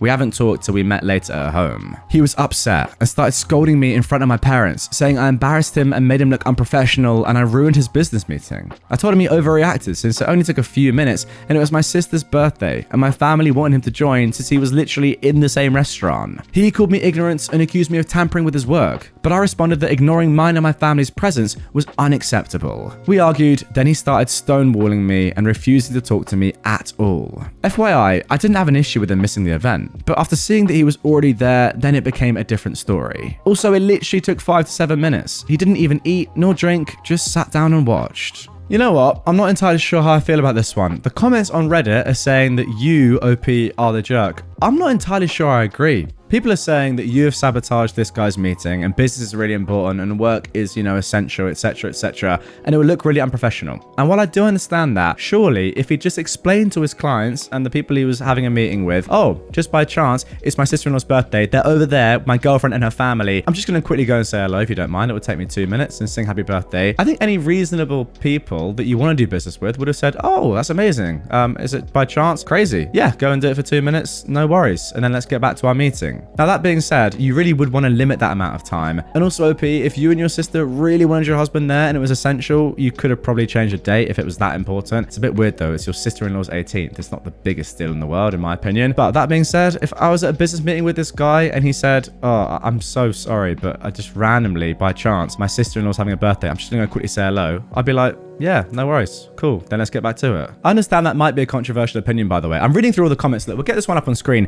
You're the jerk. He was working. You knew from the start he was working. You could have told your parents and guessed he was working. Instead, you went over and interrupted an important dinner. It's fine to make your sister's birthday about her, but it's not okay to make your husband's meeting about her. I get that. I really do. But surely if it's just a little 2-minute interruption, it's not the end of the world. That's my opinion anyway. Let me know what you think down below. Am I the jerk for sitting on my husband's lap during Thanksgiving dinner because all chairs at the table were taken? I am a 28-year-old woman, and I've been with my husband, Sean, who is 33, for 2 years, married for 5 months. Most of his family are decent people, but his mum can be a little passive-aggressive and tends to criticize me a lot. Sean sees it as her still not getting used to me being around, but I don't know, because she treats his ex, Jalissa, well. My mother-in-law says that Jalissa has been around the family for ages, and her past with Sean never affected her relationship with her. Well, fine. I never minded her attending every holiday and being around until yesterday. Sorry, what? Are you saying that his ex is still in the picture? We had Thanksgiving dinner at my mother-in-law's house. Sean went there before me, and when I arrived, it was already dinner time. Everyone was seated, and I saw that all the chairs were taken. I asked my mother-in-law why she didn't save me a seat, and she said sorry, and that one of her granddaughters decided to show up last minute and the chair was taken. I looked at her, then at Jalissa, who was sitting next to Sean, and tried to point out how I was more deserving of her chair since I'm the daughter-in-law. I know I shouldn't have said it. I know. My mother-in-law flat out said that Jalissa is as much family as me, and that it was rude to imply otherwise. Jalissa was nodding confidently while glancing at me.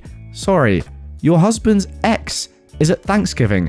Why is this not being talked about? I was so upset and I wanted to leave, but I decided to just sit on my husband's lap and act as casual as possible. I sat on his lap asking if he was okay with it. Don't worry, I'm petite, he's strong built, and started eating so casually while smiling and complimenting the food and mentioning to Sean how warm and comfortable his lap was now and then. The table went awkwardly silent. My brother-in-law would try to break the silence and change the subject, but it somehow always went back to being awkward. My mother-in-law and Jalissa were barely eating and were staring at each other, then at me, eyes wide open. Minutes later, Jalissa excused herself to the bathroom, and so did my mother-in-law. It was still awkward, but I did my best to focus on dinner. Sean was eating as well. Later, there was so much tension, and my mother-in-law was barely able to speak after Jalissa left. Early, like right after dinner. Sean and I went home, and my mother-in-law tried calling, but then called Sean and texted me saying what I did was inappropriate and that I ruined Thanksgiving dinner and made it awkward. She said it wasn't her fault, chairs were taken, and I could have dragged a chair from the kitchen, but I acted childishly and made Jalissa and the family uncomfortable with how inappropriate I was. Alright, look, I'm sorry, but surely the biggest issue here, I don't even care if you're in the right or the wrong. For what it's worth, you're definitely in the right. I mean, there should be a chair for you.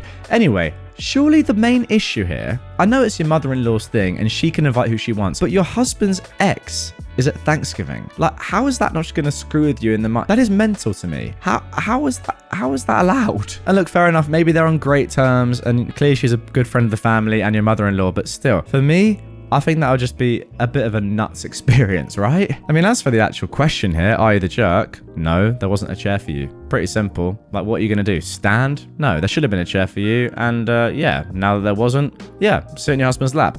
I'm cool with that. I just can't get over the fact that your husband's ex is there. Am I the jerk for calling every morning? My son is a 20-month-old toddler. My wife is a stay-at-home mum. I work 6 days a week and I'm usually gone for 12 hours a day. I always check in on my son remotely via our nursery cam app, and he's always awake in the mornings at around 8 a.m. He has a great sleep routine. Our wind down time starts at the same time every evening. We clean up toys, read a book. When I lay him down, he's still awake. He falls asleep on his own and sleeps all night though for at least 12 hours. It's usually after 9 o'clock before I have a chance to check the camera. This morning, when I checked, it was 9:12, and some mornings are closer to 10 a.m. Every time I look though, he's awake in the dark and standing in his crib, just waiting.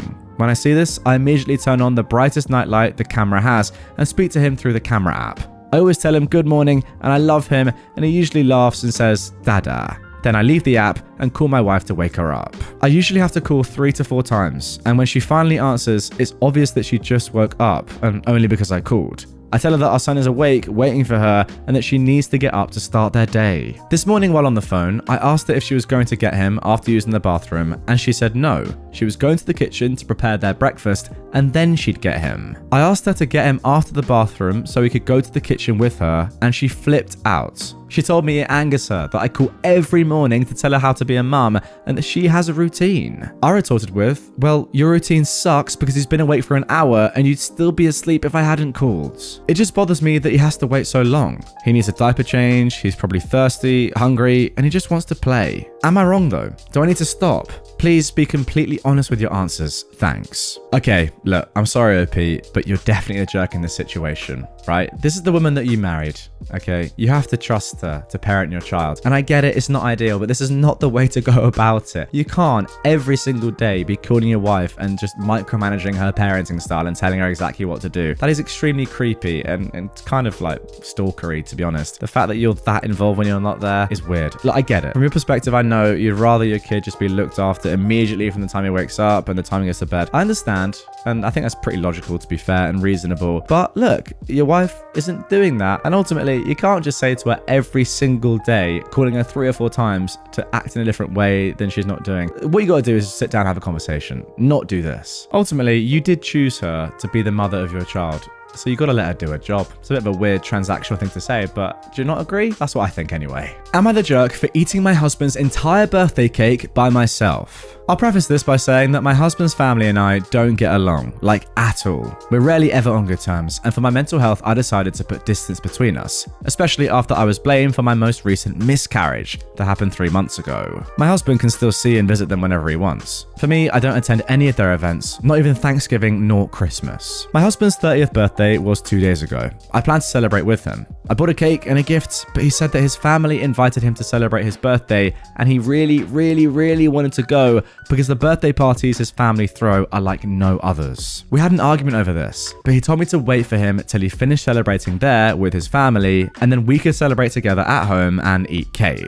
After he left, I felt so terrible. I called him, but he turned his phone off. I was so mad, I took the cake and brought it into the living room and started eating it. I ate the whole thing, not saving him a single piece. I guess I was so angry and it made me hungry. He came home and saw what I did and blew up, saying I did this to be spiteful and to punish him for not ditching his family on his birthday like I wanted him to. I reminded him that I paid for the cake, but he called me petty and nuts. He ranted and ranted, then said that he didn't get to eat cake at his parents' house because lots of kids were there, and he didn't get enough cake, and what I did was 10 times worse. He's been upset with me ever since. So, am I the jerk?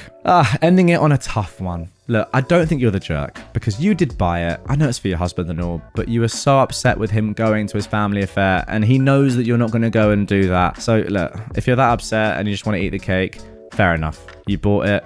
It's a terrible situation for you. He knows how much that's going to make you uncomfortable, so I can't really blame you. I've just had a quick look, actually. They blamed you for the miscarriage. I seem to forget that.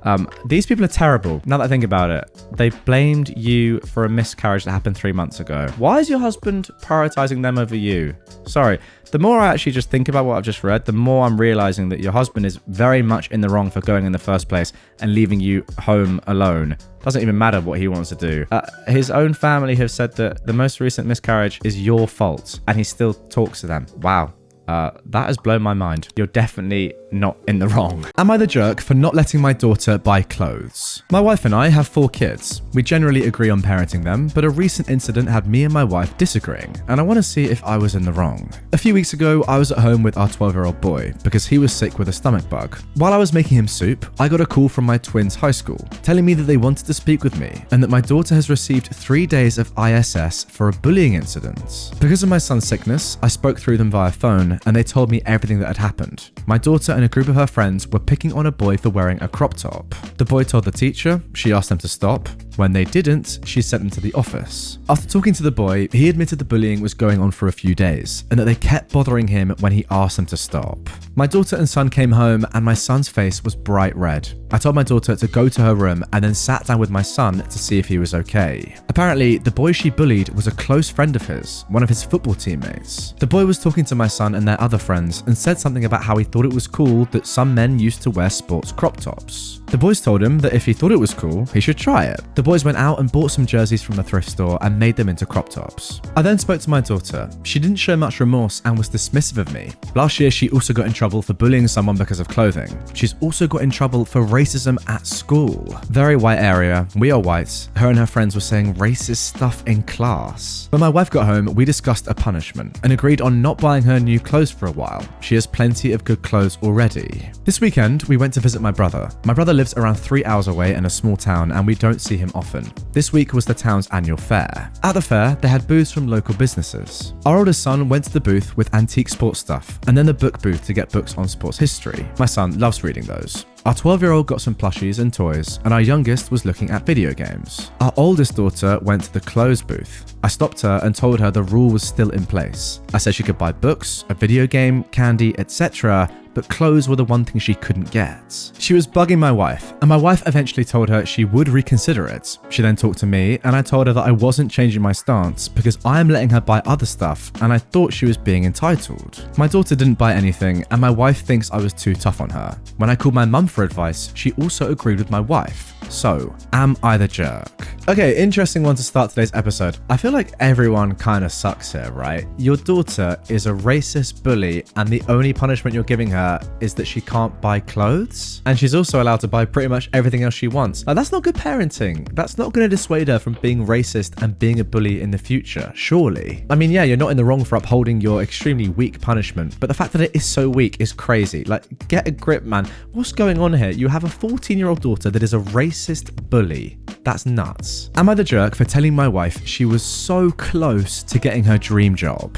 I'm a 33-year-old man and my wife is 27. Since the start of our relationship, my wife has been very particular about how things get done and tends to believe that she knows the one true correct way for anything related to anything. She's admitted that she can be a control freak. While this bothers me, it has never been a true deal breaker in our relationship. Very often, when I do just about anything, whether it be a household chore, assembling a piece of furniture, taking a picture, or writing a presentation for work, in a field where I have a master's degree and she has no formal education, she'll do this thing where she'll condescendingly say, "You were so close to getting it right," really drawing out the so close part. I've told her dozens of times that I prefer for her to stop because it sounds so condescending, but she insists that she's complimenting me. I do the dishes and place them out to dry in an orientation she doesn't approve of. "You were so close. Next time, put them that way." I take a picture of her. "You were so close. Next time, angle the camera this way." I complete a project at work and show her the results. "You were so close. Next time, write it this way." For the last 2 months, my wife has been undergoing an intensive hiring process for a job in our city. She works in a highly niche field and seldom finds job openings, and therefore she was ecstatic to have the opportunity for a relatively well-paying job doing what she wants to do. She got to the very final stage where the company was considering just 2 people, coincidentally the other of whom was her college roommate. Well, on Friday she got the call telling her thanks for her application, but blah blah blah, record on file, all that jazz. My wife came to me crying. I immediately comforted her, but "You were so close," blurted out. Her head whipped up and she asked what I meant by that. I said she was so close to getting the job, but was just a bit off. She immediately walked out to stay at her friend's house, where she's currently sulking. She finally sent me a text this afternoon, calling me a huge jerk. Was I unnecessarily being a jerk here?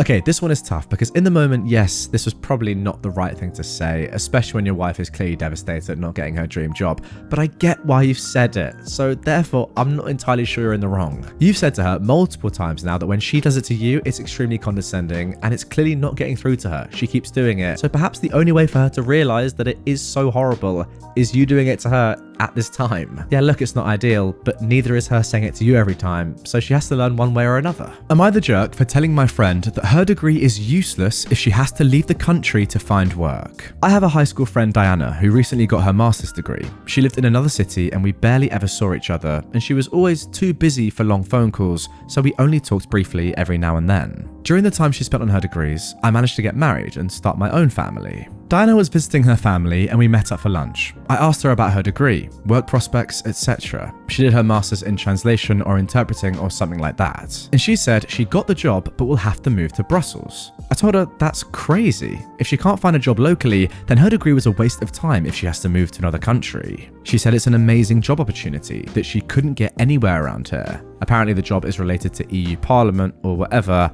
I admit I lost her with all the abbreviations she was using. She again said that it was an amazing opportunity and she's excited. I asked her about the pay and she told me. I said that my husband earns that without a degree, so I was right about the Easter of time and money. And she said it's a starting salary and it will grow because the first year I saw pretty much training and being in a junior position. I again said that she could have gotten a similar job here and wouldn't have wasted 6 years and instead could have already worked starting a family. And here's where she was rude. She said that if she was to be as unhappy as I was, she didn't want a family. She threw in my face that apparently I'm always complaining about my husband, but I'm just criticizing her. He's the best husband in the world. I told her she's ridiculous and mean, and she called me a jerk, paid, and left the restaurant. I told my friends about this, and they're split as to who's the jerk here. So tell me, am I the jerk for telling her the truth? Yeah, this one just stinks of jealousy. Who cares where someone works, what country they work in, you know, if they have a family or not? It's not really that important. If they're having a good time and they're doing well for themselves, that's all that matters. It's interesting that you started this entire post by saying that she was always too busy for phone calls,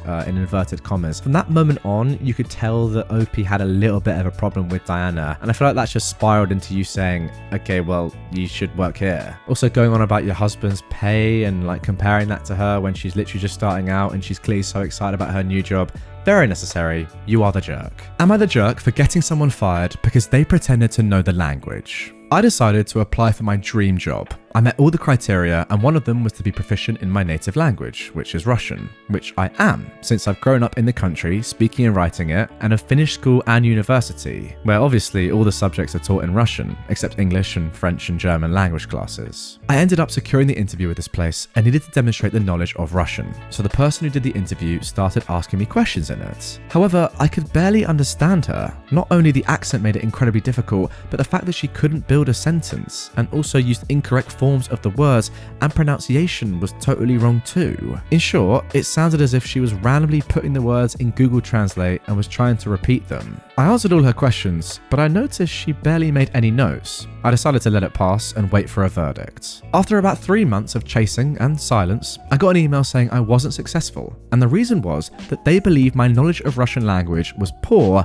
and insufficient for the job, that it wasn't up to their standards, according to the interviewer. Of course, I was confused, since the lady who interviewed me could barely speak the language herself, so I've decided to leave feedback about my experience on one of the job sites, which was made to share info about working at the job and the interview process. My review received a fair amount of traction, and last week Monday, I ended up getting a call from the higher-ups, who listened to my feedback and opened an investigation. On Friday, I found out that the lady who interviewed me was dismissed. She and her friends were messaging me on social media calling me a jerk because this job was her only source of income and she was struggling. I now feel guilty about this and feel like I was a jerk for writing about my experience. So what do you think? Am I in the wrong? Okay, this is our first one where you're absolutely definitely not in the wrong here. If anything, you are very in the right, and I actually think that the company that you told about their employee should be extremely grateful and should offer you the job, at least an interview. Like, come on, this person is just complete fraud. It's clear they have no understanding of the Russian language, but without you telling them that, they would never have known, and she might have continued to do this and, you know, sacrifice potential employees who were very good at Russian and just very good for the role,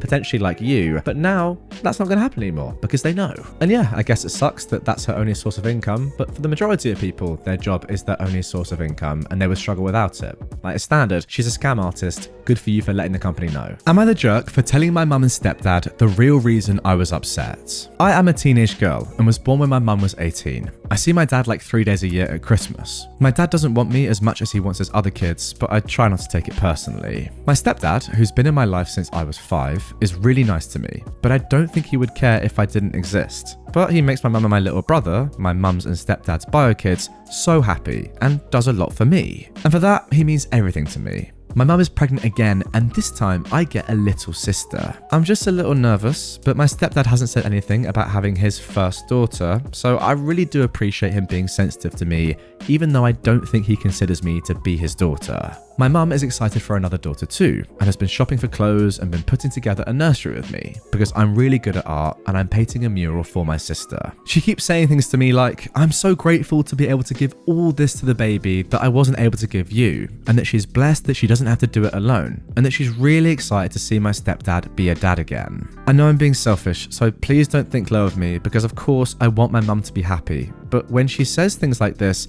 I feel like I'm worth less and that I'm a burden. And then I feel bad for feeling bad because I want my mum to have a good life, and she at least stuck around because she could have left me like my dad did. Painting is really therapeutic to me, so I've been hiding away painting the nursery. At dinner today, my mum asked me why I've been so quiet, and I told her about my feelings, and she got sad, and my stepdad had to comfort her. I told her that I love her and was so grateful that she is my mum and for all that she's done for me, but she was still upset. I feel like the jerk because I knew she would get sad when I told her my feelings, but I told her anyways. I think that hurting someone's feelings on purpose is the worst thing you can do, but I know it's important to be honest, so I'm really conflicted. Can you guys tell me? And if I am being one, I'll make my mum and stepdad breakfast in bed to make it up to them and finish the nursery at night to surprise them. Well guys, good news, this story doesn't end here. Just 5 hours later, we got this update. I went to talk to my mum, but she was sleeping. My stepdad asked to talk to me. He said he never wanted to put this on me, but it was the time. He told me that he loved me and that I am his daughter, no questions asked. He said he didn't want to talk to me about being my dad because he didn't want to bring up bad feelings for me about my real dad.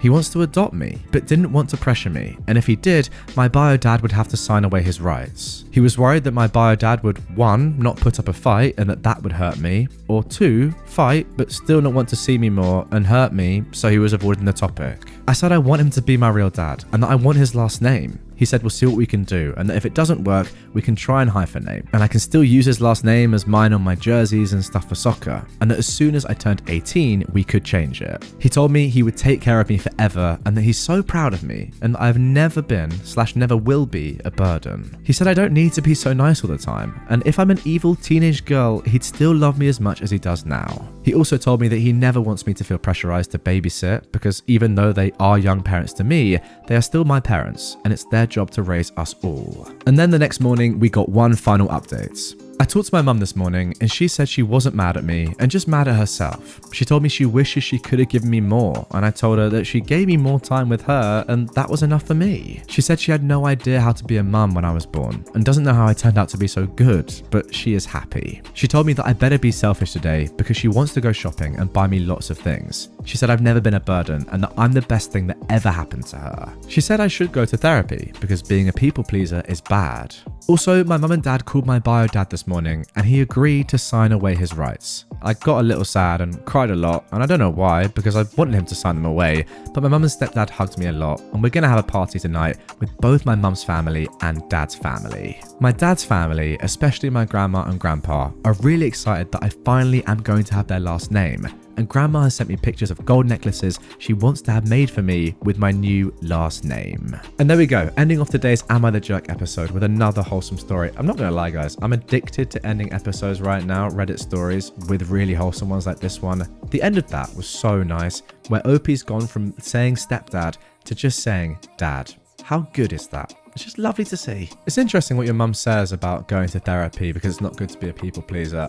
I don't know, like I kind of get it, but I'm always so grateful when people like that are in your life because they are so nice to be around. Look, you never want to get like trodden over, and you want to make sure that your interests are heard and that you do what you want to do. But yeah, maybe she's got a point. Let me know in the comments. That's kind of a dubious one. Overall, OP, you're just a legend if you are listening or watching this. Like, what a nice person you seem to be. I hope you go on to achieve all the things that you want to achieve and have a nice life with your new dad and your new sister, because that is what you deserve. Am I the jerk for showing my twin sister's OnlyFans to our parents? I am an 18-year-old woman, and I've always had a tumultuous and competitive relationship with my identical twin sister. We've always fought over everything: guys, clothes, friends, etc. But our relationship came to a halt a few weeks ago when a mutual guy friend of ours sent me a link to an OnlyFans profile with an attached message that stated, "This you?" Confused, I clicked on the link and was shocked to discover that the profile belonged to my twin sister.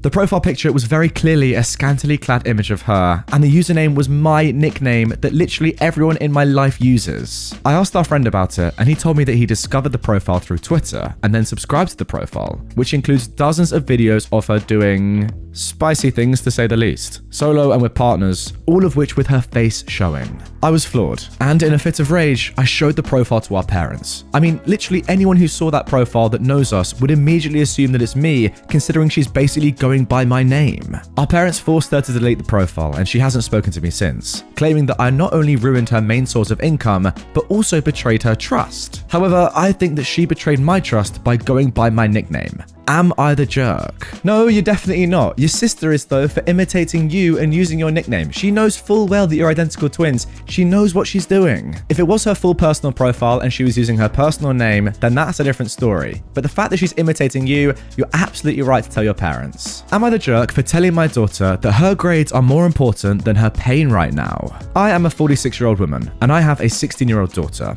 In July, she was in a car accident. Most of her injuries were mild. She went to the hospital, but they let her go home after a few days of observation. But even after we got home, she still complained a lot about pain. I was concerned and took her to our GP, but they couldn't find anything wrong. I told her it was probably in her head and in response to the traumatic event, and that she'd be fine in a few days. She stopped complaining about it after that, and everything seems good. Fast forward to yesterday, and I got an email from her teacher that she's constantly despondent in class and laying her head down and not participating. I was already seeing red from that, and I decided to check on her grades. She turned in multiple assignments late and lost points on them, which is not at all on par with her typical performance. I confronted her about it, and she was really quiet at first, like she didn't know what to say. I pushed her on it, and she started talking about pain again, which I frankly think is BS. She hasn't said a peep about it for 2 months, only when her grades are slipping? We started arguing about it, and I said that her grades matter more than her pain. She's a junior this year. It's not the time to be slacking. She's been in her room since, refusing to talk to anyone. She wouldn't even go to school today. I'm at a loss. She's never been so difficult, and I'm questioning whether or not I'm in the right here. So, am I the jerk? Yeah, grades being more important than health. I'm not sure about that one. I'm sorry to say, OP, but you are in the wrong here. The only reason she stopped complaining about the pain in the first place is because you told her that it's all in her head. You're not listening to her, so therefore she's not going to complain to you because she gets nothing back. And also, just because the GP says there's nothing wrong, she's not going to lie about pain for the sake of it. I don't see what the point of that would be for anyone ever. Go back to the doctor, get her some proper healthcare, and whatever you do, don't tell her that her grades are more important than her pain. Am I the jerk for telling my husband that I'll continue to sleep in bed naked as long as his friend keeps barging into the room? I am a 29-year-old woman, and my husband's best friend, Jacob, moved in with us. He's quiet and doesn't make a mess around the house, like my brother-in-law used to when he lived with us. However, Jacob has this habit of walking into the bedroom randomly to take stuff from my husband's closet, say a watch or a shirt. He does it more frequently, and it's gotten increasingly annoying. I felt like my privacy was being violated because I'm a private person. I'd like to have quiet time reading or mediate. I tried to speak up on the issue, but I got brushed off by both of them. Last week, Jacob barged in at 11 p.m. and interrupted my sleep. I was sleep deprived the whole day at work. I got fed up, so what I decided to do is start sleeping on top of the bed, full naked, whenever I'm in there. Last night, Jacob walked in at 10 p.m. while I was there, and when he saw me, he let out a loud shit and quickly turned around and rushed out. I started hearing a commotion outside, so I got dressed to see what was going on. I was met with a lot of yelling and scolding and shaming from my husband, saying I was out of line to expose his brother to such a horrendous sight. I asked what he meant, and he yelled at me to stop acting dumb. I said I felt frustrated after my privacy got violated, and he went on about how Jacob was only there to grab something, which literally takes seconds. Then he went on about how I made him uncomfortable while describing my behavior as slutty. The argument got heated, and he told me to start putting some decent clothes on and act like a lady instead of a slut, since it's his room too, and he already gave permission to Jacob. I got mad and told him loudly that I will keep sleeping on the bed naked as long as his friends keep walking in the room. Then I walked off. He didn't stop complaining and complaining, saying I'm being ridiculous, and he even suggested that this was an attempt from me to make Jacob move out. Am I the jerk? We're still arguing about it this morning. I mean, this story is just very strange from start to finish. I have no idea what's going on here. I don't know why Jacob feels the need to go into your private bedroom, even though he's been told by your husband that he can at 11 p.m. That is so weird. Then on top of that, your husband's sticking up for his brother. Like, what? You're his wife. And finally, the fact that he said that the sight of you naked on a bed is horrible, I quote, a horrible sight, is incredible. Not only is Jacob the butthole here, but so is your husband. Am I the jerk for being upset my wife didn't stay in the hospital with me? So, I am a 35-year-old man, and I was in a motorcycle accident earlier this week. My wife has 3 kids from a previous marriage, who are 17, 10, and 5, and we have a 1-year-old together. I had a collapsed lung and had a chest tube put in, a broken leg and arm, and torn ligaments in my knee. I've been in the hospital since Monday. She came out the day of my accident and stayed until about 4 a.m. She was back that same morning, but she's gone home each night. Yesterday, she only stayed until about 1 p.m. to prepare the house for the hurricane, and didn't come at all today because the weather wasn't great, and she said she didn't want to leave the kids. I told her I was upset that I basically went through everything alone, that I would have done anything to be with her. She told me she's been there as much as possible, and it's not fair to dump all the kids on her daughter, especially since I'll need a lot of help when I get home, and her daughter will need to help with the kids when she works. I told her marriage means through thick and thin, and I feel abandoned. Now I'm getting one-word answers from her. So, am I the jerk for feeling like an afterthought? Listen, OP, I get it. In an ideal world, of course your wife would be there with you the entire time, and I'm sure she would love to be. But you've literally given the context as to why she can't be. She has 3 previous kids from another marriage, and she has 1 child with you. What's she supposed to do? Just leave them all alone? Ask a 17-year-old daughter to look after all of them?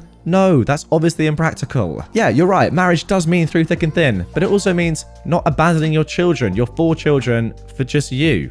Like, come on, you're in hospital, you're gonna be okay, mate. Like, imagine she just ditched the 4 kids permanently. Like, yeah, you'll be alright, you can look after each other. Oh, you have a 1-year-old? Ah, no one cares. I'm gonna go look after dad.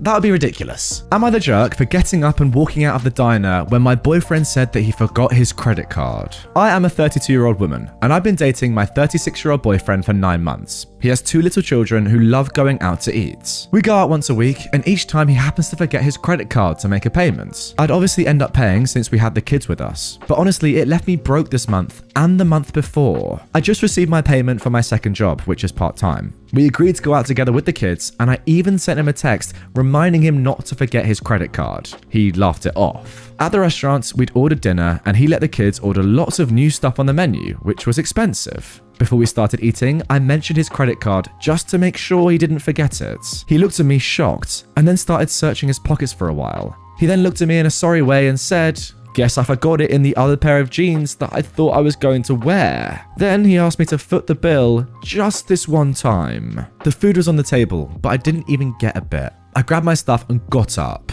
He freaked out, asking where I was going. I told him I wouldn't be paying this time again and to enjoy his dinner with the kids. Then I walked out. He called me later and absolutely lost it on me. He said that he couldn't believe I'd walk and leave him and the kids in this situation. I said I wasn't going to pay for him and the kids' food every single time. It's unfair. He said he forgot.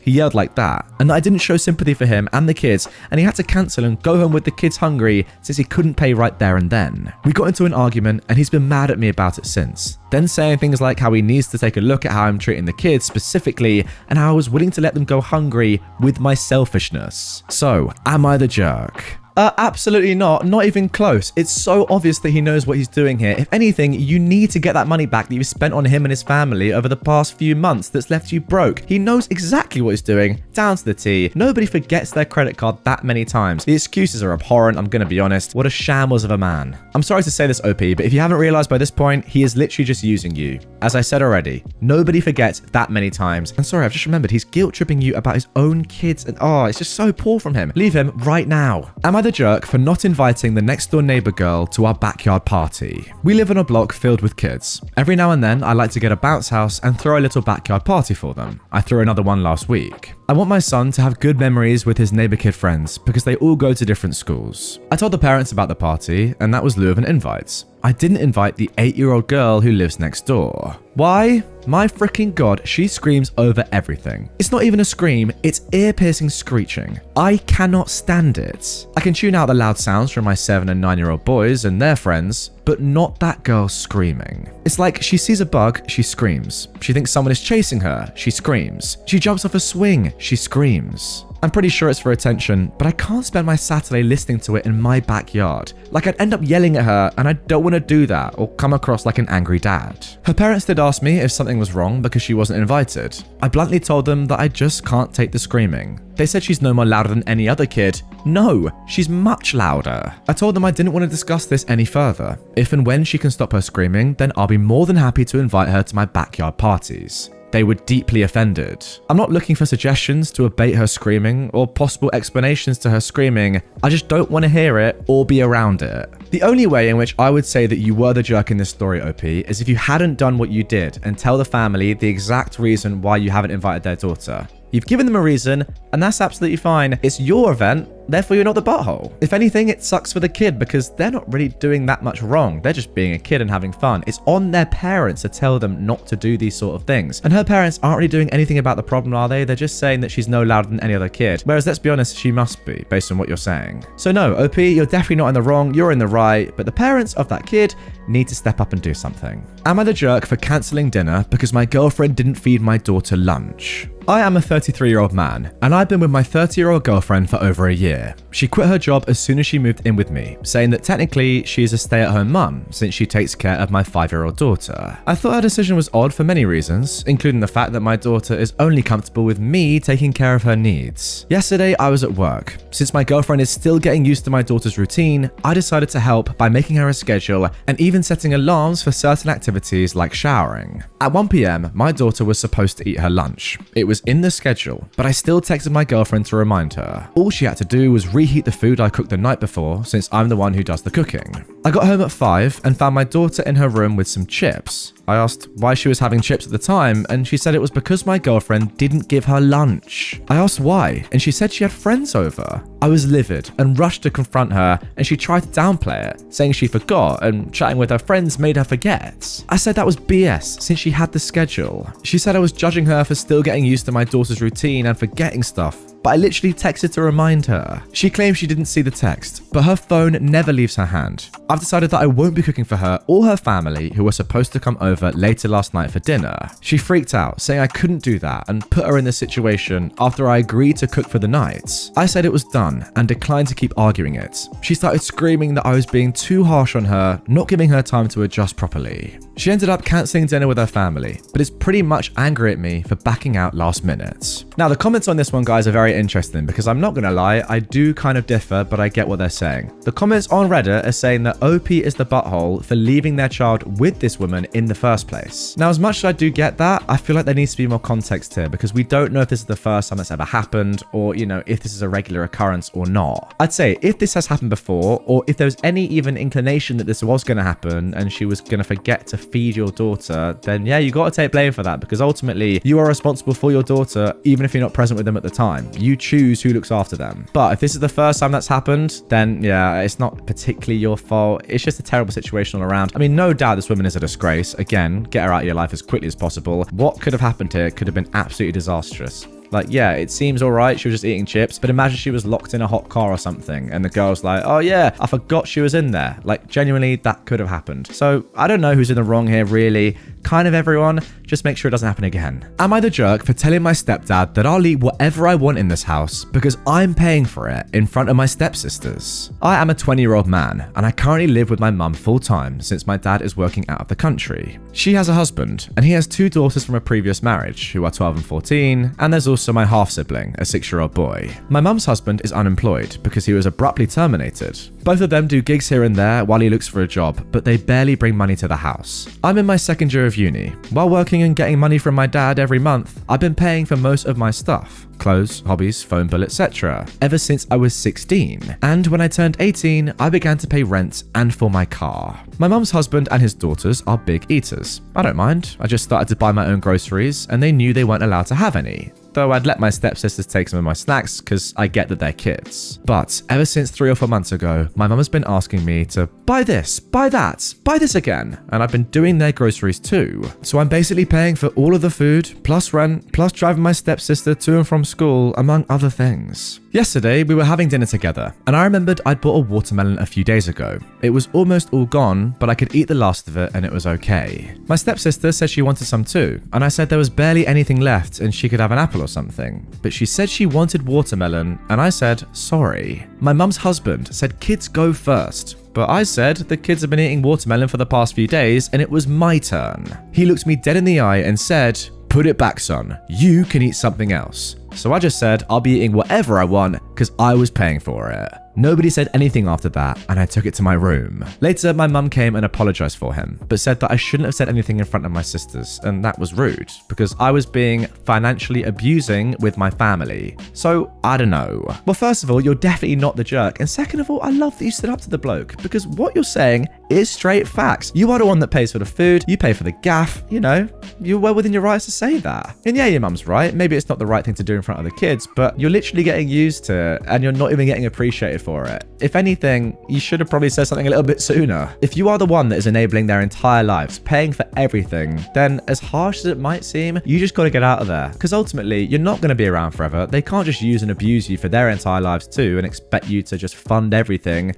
So at some point, you're going to have to move anyway. Might as well do it now. Am I the jerk for reporting my boss over a nickname? I'm a 31-year-old female and I recently started a new job. Well, a few months ago. It's 5 guys in the office plus the boss. The boss is one of those guys who thinks he has a natural charm that ladies would instantly fall for, but he looks like a thumb and has a lot of dumb confidence for making inappropriate comments, even when talking to me about work issues. I keep him at arm's length and I'm very professional with my workmates. Some days ago, I was chasing after a workmate because he was procrastinating sending me a document. I went to get him to make me send it and he said okay, so I took his phone, opened the messages app and sent myself the file. But looking at it, I noticed that he'd saved my number as Jessica Rabbit. I asked him about it, confused, and he looked at me, shocked, eyes wide open. He just said, I'm sorry. I didn't let him go though, and I interrogated him until he confessed that the boss always calls me Jessica Rabbit. To be clear, I'm naturally a redhead, I got it from mum, and dye my hair red when it gets darker. But I don't look like Jessica Rabbit. I'm flat as a table. Yes, I had trust issues about it, and I worked very hard to like my body. I despise the thought of being compared to a hypersexualized cartoon character. I talked to my boss when he came into the office, and I asked him about the nickname. He just said,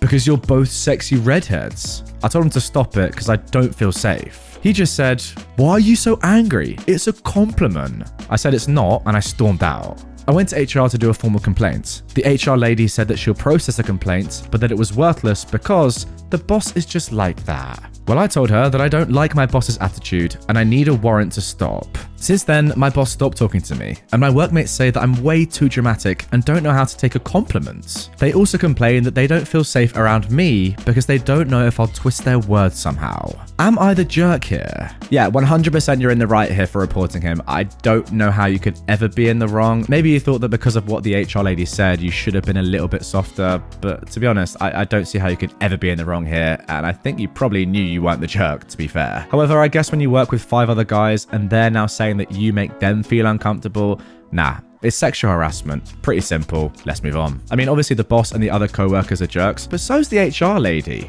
Why is she saying that as an excuse? That is all from her. And if anything, as a woman, surely she should be sticking up for you. I don't get it. Terrible company. If anything, leave. Anyway, now let's carry on. Am I the jerk for sending my son to school with less food and explicitly telling him not to share with his best friend? This situation began a year ago and blew up in our faces last week. My son Gregory is 13 years old. He just began the 8th grade. His friend Peter Peter is also 13 and began the 8th grade too. Gregory and Peter have been friends since elementary school. Last year, I noticed that Gregory would be ravenously hungry after school every day. He would come home and eat a frozen dinner or something, and then help himself to seconds at dinner time. I chalked this up to him being a 12-year-old boy and let it be. But something about the situation was nagging at me, and while Gregory wasn't clear about why at first, he eventually came clean. Peter was being sent to school every day with no lunch. It looks to me like a typical case of neglectful and unfit parents. The one time that Gregory went to their house, he came home with comments about it smelling really bad and Peter's parents locking themselves in the garage for hours. Feeling bad for Peter, I decided to discreetly begin giving Gregory more food every day, just about doubling all his food.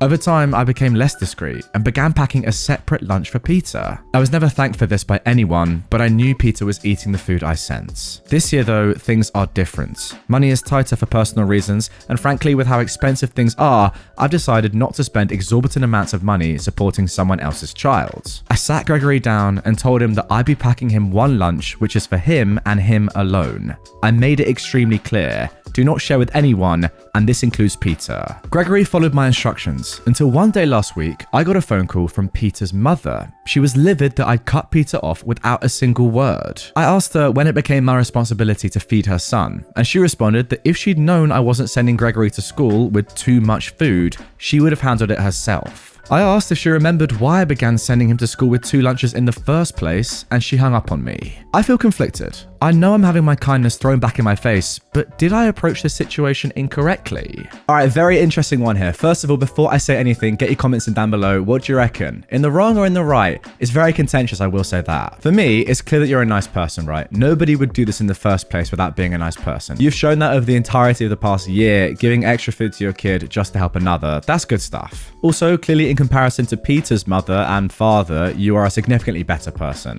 What she's saying is just mental. The fact that she's called you up and said, why have you cut off my son from his lunch? Yeah, that's not even a debate. She's not giving him any food. That's clear. However, where I think you might be in the wrong is the fact that the only person that's really getting damaged by your actions is Peter himself, the innocent one in all of this. Yes, of course you want to stop giving him food. That has to be the long-term goal, especially in the current climate where you don't have enough money. That's absolutely fine. Obviously, no one is expecting you to feed someone else's child, but the problem is that Peter is the one now that is struggling here. His parents are a disgrace anyway, but he feels like now you just cut him off. He needs food ultimately. And I think that there might have been a better way of going about this. The first thing that springs to mind is surely you go to the school first, right? It's their job to make sure that the kid's welfare is top notch and looked after. Realistically, you shouldn't have been doing what you were doing the whole time. Even though it was a lovely gesture, you should have instantly gone to the school, really, and said, I know this kid is not getting fed. You need to look into this. Because the situation you got right now is Peter is kind of effed, isn't he? His parents clearly are a disgrace and not going to start feeding him, and now he's left on his own. Whereas if you'd gone through the school and it had been a more gradual process of working out what to do, and you know, maybe the school providing some sort of meal for Peter, it would have been a much more smooth transition for you to stop giving him meals. Right now, there's going to be a horrible cutoff point where, let's be honest, we're not entirely sure if Peter's going to be fed at lunch for a while. Am I the jerk for telling my wife I'll purchase the coffee I want because I'm the one with the job?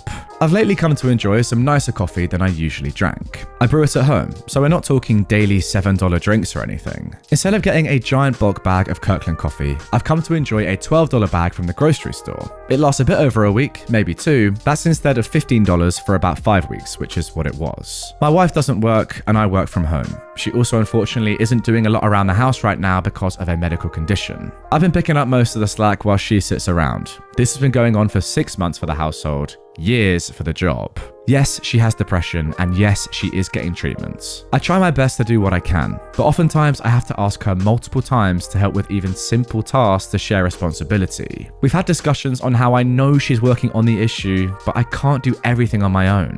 Now, I make plenty to be able to have my coffee be a splurge. She'd previously commented on the cost, and I said, it's well within the budget, and I like it, it's fine. I'd shown her the budget in the personal finance app, You Need a Budget, which is nearly always under budget every month for the past few years. I brought home another bag the other day, and she made a comment along the lines of, you're spending way too much on this fancy coffee, you need to go back to the other stuff. Having had to make the grocery run again after doing other household chores that morning, I snapped. The one with the job gets to make the grocery choices. Work again or contribute to the household and you can have a say in what we buy. She called me a cold-hearted jerk and stormed out of the room.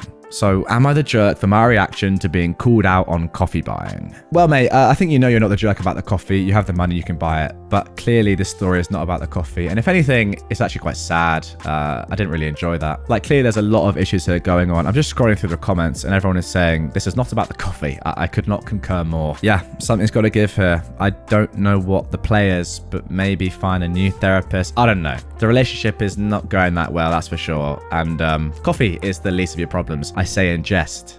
Because it's actually quite sad. Am I the jerk for threatening to kick out my co-worker/roommate for kissing my best friend? Around February, I let my 25-year-old co-worker, Jaden, and his 6-year-old daughter, Leah, move in. We were co-workers and friends for 3 years, and he's always been so funny, smart, and cute. We became really close friends. Unfortunately, work decided they can't afford to keep everyone and have been making cuts, and Jaden was basically forced to quit. I know he was really worried about his rent and everything, and my roommate was leaving, so I offered for him to stay with me, and we worked out an agreement. We decided that while he's still looking for a job, he'd deal with all the chores and errands and housework. It's honestly been amazing having him live with me. He is such a great cook, and Leah has actually been really well behaved and sweet. He's helped me out a lot, and I really enjoy being able to spend all this time with him. He's found some part-time work, but nothing that pays enough for him to live alone. So we've mostly kept our agreement, just with me doing a little bit more and him helping pay a little. My friends have come over quite a few times and obviously met him. Last weekend, I had a bunch of my friends stay over. I thought it went great, but the next day, Leah told me she'd seen Jaden kiss my best friend. I was really upset, and Jaden and I ended up arguing about it. I told him how betrayed I felt. He tried to say it was fine, that apparently that kiss wasn't intentional, and he didn't say anything because they didn't know what it meant. But it's still wrong. I'm doing so much only for him to do this to me. I got upset and told him that he'll have to leave if he just wants to take advantage of my kindness. But I don't want to live with someone who betrays me like that. He was offended and just tried to act like it was no big deal and I was being crazy. He thinks I have no right to say anything about his love life, even though it's my best friend and I'm doing so much for him. Our talk didn't really work, but I did talk to my best friend and she agreed to back off. The last few days have been horrible, and he doesn't think he's done anything wrong. I've tried to talk again, but he now refuses to and has been really cold and told me that he'll move out as soon as he can. I don't think I've done anything wrong. It's his own fault. I want to work this out, but he shouldn't be going around kissing my friends. But the fighting has really upset Leah, and obviously Jaden thinks I'm a jerk, even if he's being selfish. Alright, good news guys, we have our first jerk of this episode. I don't really know what you're going on about OP. Kissing someone's friend is completely fine, obviously. You're just jealous, in my opinion. Like, unless you've explicitly told Jaden to not get with one of your friends beforehand, I also don't know why you would do that, or if you have any right to do that. As he says, it is his love life. Then I don't see what the problem is. Like, you're not in a relationship with him, are you? That's pretty clear. So you're being possessive about someone that you're not in a relationship with. Yeah, you're definitely the jerk here. Sorry. I mean, let's be honest. It's very clear that she fancies him, right? The start of this entire post was saying he's always been so funny, smart, and cute.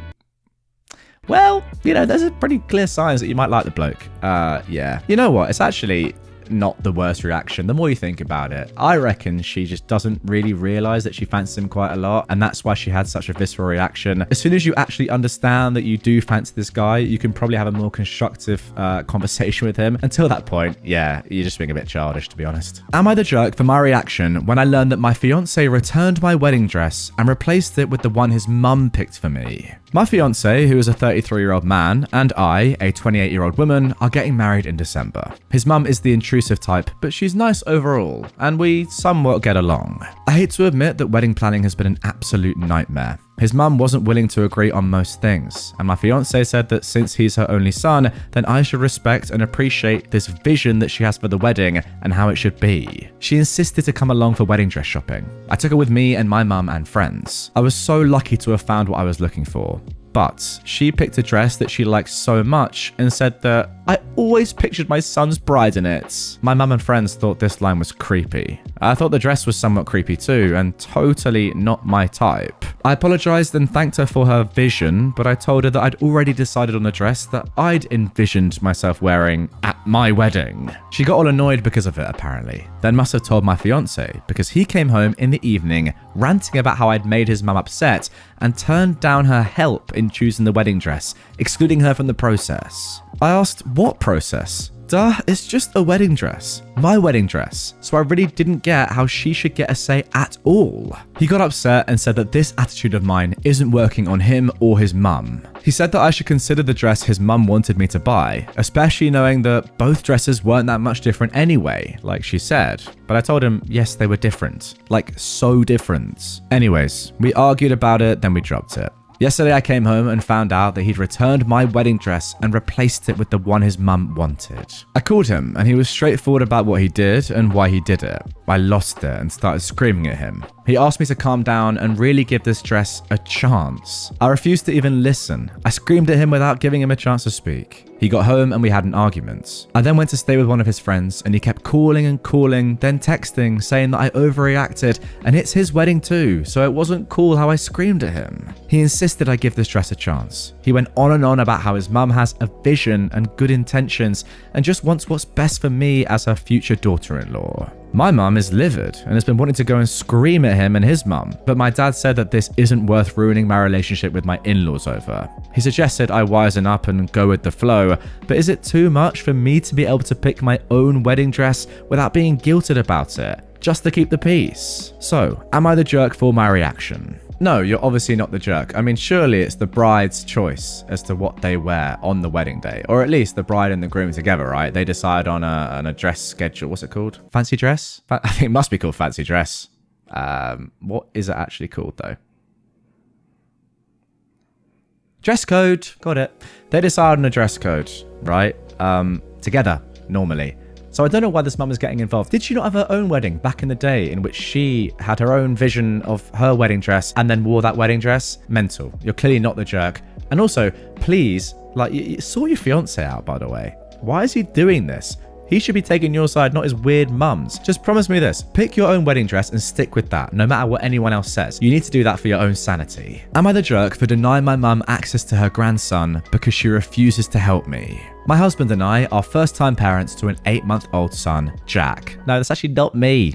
Guys, I know what you're thinking, but I'm 24. Anyway, I've struggled since he was born. I had a difficult pregnancy. My son had colic and my maternity leave was short. I was diagnosed with PPD and I'm getting treatment. My husband and I both have demanding jobs. I would love to quit, but we can't afford it right now. I don't have many friends in the state where we live, and I'm lonely. My mother-in-law is in poor health, and my husband goes twice a week to help her. I haven't had a day or evening off since Jack was born, plus our home was flooded by a broken pipe 5 months ago. Handling the cleanup has been a nightmare. My mum, who is 67, lives 1 hour away and has never once offered to help with anything. We've always had a pretty good relationship. She was a stay-at-home mum and was very loving and devoted to my brother, sister and me. She's an empty nester and spends her days doing yoga and seeing friends. My mum only wants to see the baby if it's very low effort. I asked her a few times if she could babysit or run an errand, but she'd always say no. Once I called her at the height of my PPD, sobbing, saying I was scared to be alone and could she come over, but she had brunch plans. I stopped asking for anything until today. My best friend of 25 plus years is getting married next weekend in State B, which is 2 hours away by plane. I'm the maid of honor and my husband is officiating. Children aren't invited because the venue is unsafe. About 7 months ago, we started looking for someone to watch Jack. We called everyone we could think of. After a month of searching, we finally found a babysitter in State B through a friend of a friend. Well, the babysitter called on Friday and cancelled. I've spent the past 3 days calling childcare agencies with zero luck. I finally explained my desperation to my mum and asked if she could watch Jack for 24 hours. Or I offered to fly my mum to State B with us, get her a hotel room, and she'd then only need to watch him for 5 hours. I was in tears begging her, but my mum said no. She has a yoga class she doesn't want to cancel. It was the straw that broke the camel's back after months of no empathy as I flounder with PPD. I told my mum that since she's never willing to help ever, I'll be cutting off all contact and she won't get to see her grandson. I know my mum is under no obligation to help us, but then she should not expect to see my son. So, am I the jerk for denying my mum a relationship with her grandson because she never offers to help? Yeah, definitely not the jerk once again. I mean, yes, there is no obligation for her to help you. Of course, that is what you said, you admit that. But then there is no obligation for you to let her see your son. Simple as that. It's also just shocking parenting and mothering from her. Like, what is she doing? What mother? I mean, I say this, we've seen quite a few of them in the course of my channel, but the majority of mothers, I will say, surely when your daughter is in tears on the phone, are going to cancel a yoga class to go and help them, right? I mean, come on. Yeah, I mean, there's a great comment right here. It's one thing to refuse to babysit or run an errand or whatever. I agree with that. But when your child calls you crying, saying they're terrified of being alone and are clearly in distress, and you choose a brunch, yeah, that is mental. And I also would have cut my parent off right then and there. Am I the butthole for dumping my ex publicly and not paying him back for the engagement ring? I just want to say this is going to sound insane, but I'm not trolling or making it up. Me and this guy were together for 3 years. We're 19 now. We never talked about the future until a year in. Before then, I tried to discuss it and he would change the subject. In short, I wanted kids, he didn't. I wanted to stay in Ireland, he didn't. I wanted to get married, he didn't. When I realized it was a bad match, I broke it off. But he asked to get back together, saying we were too young to worry about the future, and we got back together. This happened a few times over the next 18 months, and in this time, we probably spent more time apart than together. We knew early on that we wanted different things, and while marriage and kids is something I would want further down the line, I wasn't concerned about his open dislike of marriage and kids, because 19 is too young to get married anyway. If I were dating him 10 or 15 years from now, and he didn't want to get married, then I might have an issue. But when I'm barely out of my teens, it's not a huge concern, and just loving him and wanting to be with him is enough. When I went to see him this time, I was again considering breaking up with him. Aside from the long-term issues, he's also inconsiderate and has a mean streak that I really don't like. So when I arrived at his place, mentally debating breaking up with him for good this time, and he told me he wanted to take me out to dinner, I assumed he wanted to break up too. Publicly, so I wouldn't cause a scene. I don't normally cause a scene, but being in public tends to prevent yelling, and we both yell every time we break up. In the last year, he's asked me 2 things that, looking back, now stand out to me. First, he asked about jewelry, what kind of stuff I liked and what my taste was. I assumed it was because my birthday was coming up and he was getting me a bracelet or something, so I told him simple and delicate, silver or steel rather than gold. If there was a color, then blue, nothing flashy or expensive, as both my job prefers plain jewelry and it's just my personal preference. I also said, go cheap. The other thing he asked me was how I felt about public proposals. I told him immediately that I, personally, disliked them, as I felt I wouldn't be able to say no, even if I wanted to. I feel like public proposals are okay when they've been specifically requested and agreed on, but one that's totally out of the blue is not okay at all. I assumed he was asking about this because his friend had just proposed to his girlfriend of several years, publicly, and she'd accepted, but admitted to him after that she would have preferred something private. I never thought in a million years that he would propose. So you can imagine my shock when we went to dinner and the first thing he did was propose. The ring was huge, gold, gaudy, red gems around a diamond, and the whole thing was the size and shape of a Super Bowl ring. He got on one knee and held it out to me. We were in the middle of this popular restaurant and the place was packed. Everyone there could see what was going on and wasn't even trying to hide that they were looking at us. I said no. Well, I didn't so much say no, I ran out of the restaurant. He drove me there, so I got a cab back and drove home that night. I realized running out wasn't the best thing to do, but I didn't know what else to do. I could feel everyone's eyes on me, and all I knew was that I didn't want to marry him or accept his proposal. I felt like I couldn't even speak. I was so upset about the whole thing, so I just got up and ran. I just want to take the opportunity to say here that I really don't care about the rings. Honestly, when I want to get married, which is absolutely not when I'm 19 years old, the right person could just turn to me and say, "Want to get married?" And I'd say yes. I wouldn't even need a ring. I know I'm focusing on the ring and the public proposal a lot, but that's only because of 1, how far away it was from what I told him my taste was, and 2, what happened next. I didn't hear from him until a few weeks later. He said that he thought a proposal was something I'd want, but he saw now that it wasn't. He said that he was out of pocket for the rings. He'd bought us both the same one and gotten them engraved. He linked me to the jeweler's website and the ring was up for €1,450. That's about $1,600, £1,300. So a decent amount there for a ring. When I asked why he was telling me this, he said that he'd hoped I would cover the cost of mine. He said that as they'd been engraved, he couldn't get a refund. He'd hoped that I would say yes to the proposal, in which case he wouldn't have asked me to pay, but I said no. He also said I'd embarrassed him by saying no in public, and I should have said yes, and if I was really against it, waited to say no when we were alone. We both live in small towns where gossip spreads at church. Enough people were at the restaurant that night that both of us got asked about it at church on Sunday. He has since messaged me saying he's debating calling in a lawyer to sue me for the cost of my ring, and he also says that I've caused him emotional distress by turning him down in public, and have publicly humiliated him for both rejecting his proposal in public and leaving him to deal with the church gossip, which I had no part in spreading. He says he can also get some money off me over those other two things, so €1,450 for what he spent on my ring, and extra money for emotional distress and public humiliation. I think his legal claims are all BS, and he wouldn't have a leg to stand on in a court of law, but I'm not a law student or a lawyer. He is studying law currently and has an internship at a legal firm. What do I do about all this? Do I need to prepare myself for a lawsuit, or is it not even worth worrying about? Thanks in advance. And then a couple of quick edits. Edit 1. He knew I wanted to get married, but not to him.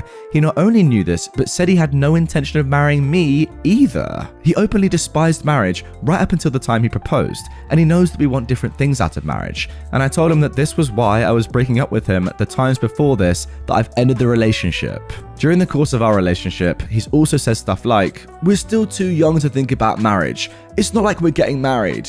And, my favourite, "It's not like I'm gonna propose." That one was last April. And a final edit, his mother has reached out to me apologising for her son's actions. She said that nothing will come of this and that she raised an idiot. Well, if nothing else, at least his mum is self-aware, because my goodness, he definitely isn't. What an idiot. No, obviously you're not the butthole in this story. I mean, I don't even need to answer that question, but I guess that is the point of the subreddit. That is obvious. I mean, there's just so much stuff to unpack. First of all, he's getting annoyed that you publicly humiliated him when he was the one who proposed in public. That was his decision. If he was ever worried about that, don't do it in public. Secondly, suing you for something that he bought you and didn't tell you that he wanted you to pay the cost. I mean, even if he did want you to pay the cost, you can't sue for a gift or a present or a ring. That is ridiculous. And third of all, he's an idiot because I can't even work out what he was trying to do the entire time. Why did he keep saying to you, "I don't want to get married, I don't want to propose," and then propose at the age of 19? How does that make any sense? I don't even know what his intention was there. An idiot of a man. My dad gave the business to my brother, so I left. Am I the butthole? My older brother, who is 30, went to university and then worked in the city as an accountant. I am a 27-year-old man, and I started to work for my dad as a plumber at 15 and went to college to get my qualifications in plumbing and gas. About the time COVID started, my brother moved back from the city and started working for my dad in accounting. My dad has been unwell for the last 4 years due to asbestosis. It's been really hard on the family, and he's getting worse, but is still loving life. I've been running the business for the last 2 years. We've expanded and now have 50 vans in the fleets and 1 qualified and 1 trainee allocated to each van. COVID was hard in the beginning, but we've bounced back.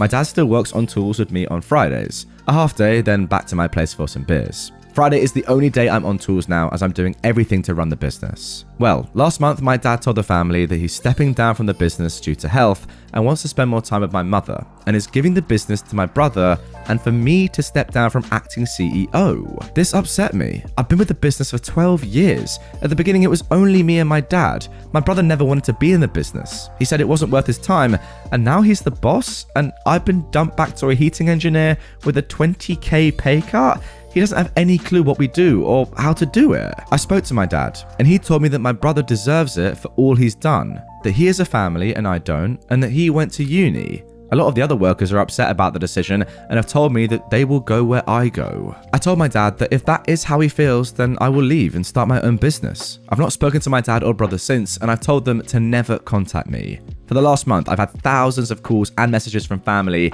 saying some very hurtful things and telling me I'm ungrateful for what I have.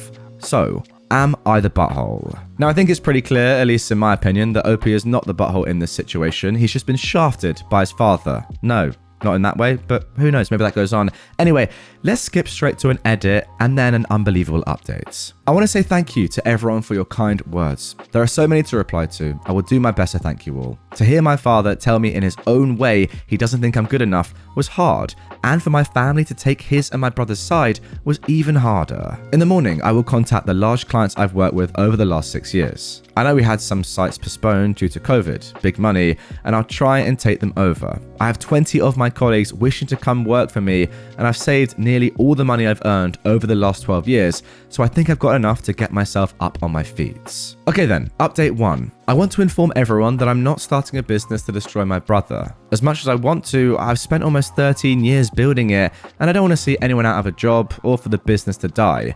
It's about 5 a.m. in England, and you've all helped me so much. I'm going to be going over to talk to my father at about 8 a.m. and take him out for breakfast and a chat. I'm not sure if I'll get a proper answer from him, but I do love my family, and I want my future kids to know them. I'll update more after the events later today. Update 2.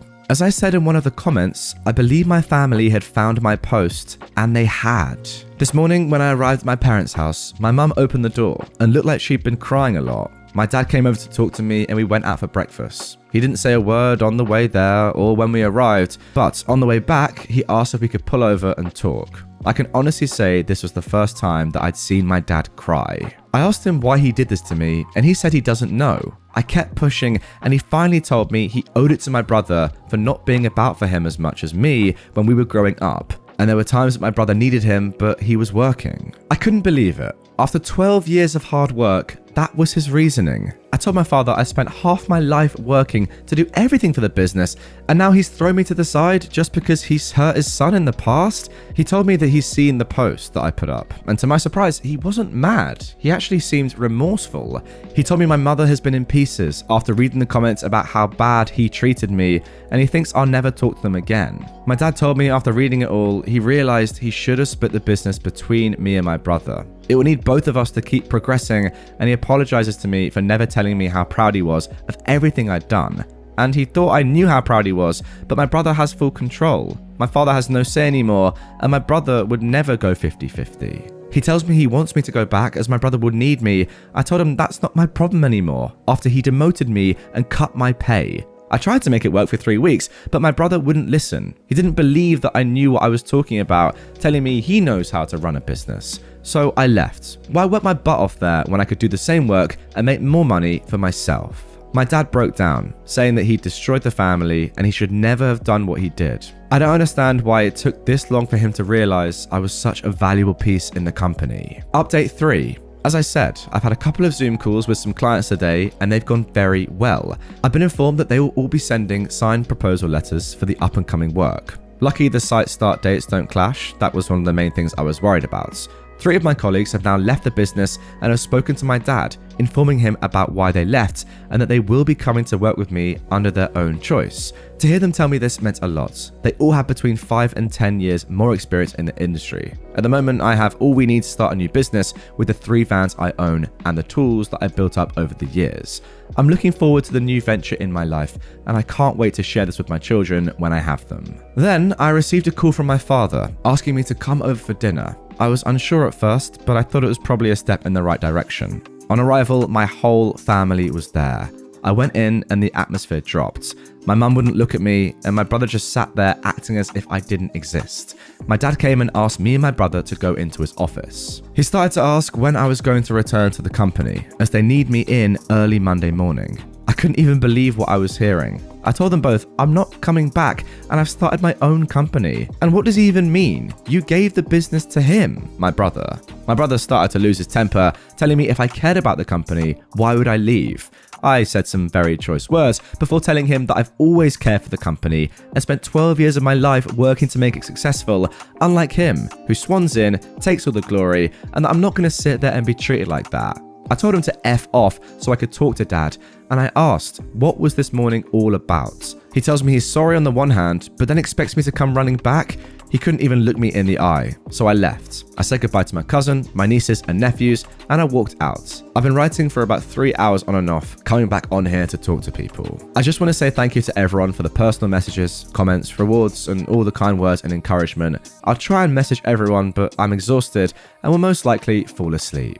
And then we have the final update, posted just a few days ago to let you all know this story started over a year ago. Sorry it's been a while. I've had a lot going on in the last couple of weeks. I'll try and explain the most I can. So, the new business is going very well. We have a lot of work coming in and we're making good money. At the end of the year, I'll be looking at expanding, so yeah, very happy with that. Me and my fiance are very happy. She is very busy planning the wedding of her dreams. She wants me to wear a suit, but tough luck, I'll be in my kilt. I couldn't be happier than I am right now, waking up to her every day. She's there for me no matter what and has been my rock through everything. Right then, onto my family. My father and brother still refuse to talk to me and have told me they will not be attending the wedding even though they haven't been invited. My mother has called my fiance but hasn't said much, only to ask about wedding stuff, and she won't talk to me. My fiance's family have been amazing. My soon-to-be in-laws have been helping with the wedding and everything else, and I'm extremely thankful for everything they've done for us. My other family have now backed off and apologized and want to make amends for everything that was said. Myself and my fiance are set to have our wedding in November. We sat down together and have decided to try having children after we're married. We're both excited to be parents. Well, fair play to you, pal. Sounds like you're getting on with your life very well. I don't know if I'd be able to do the same in your situation. I don't understand how your entire family just instantly turns their back on you. Like, your dad seemed like a nice guy. When I was reading it, I was like, oh yeah, lovely father and son relationship, working on a business together, all going well, great stuff. You must love each other and get on very well. Apparently not. I don't really know why. Even if your dad was really sad about the way he treated your older brother when he was younger, you know, working too much, not giving him enough time, that's one thing. And I kind of get maybe like 1% maximum why he might have thought that he owes it to your older brother to give him the business over you, but to then not realize that mistake,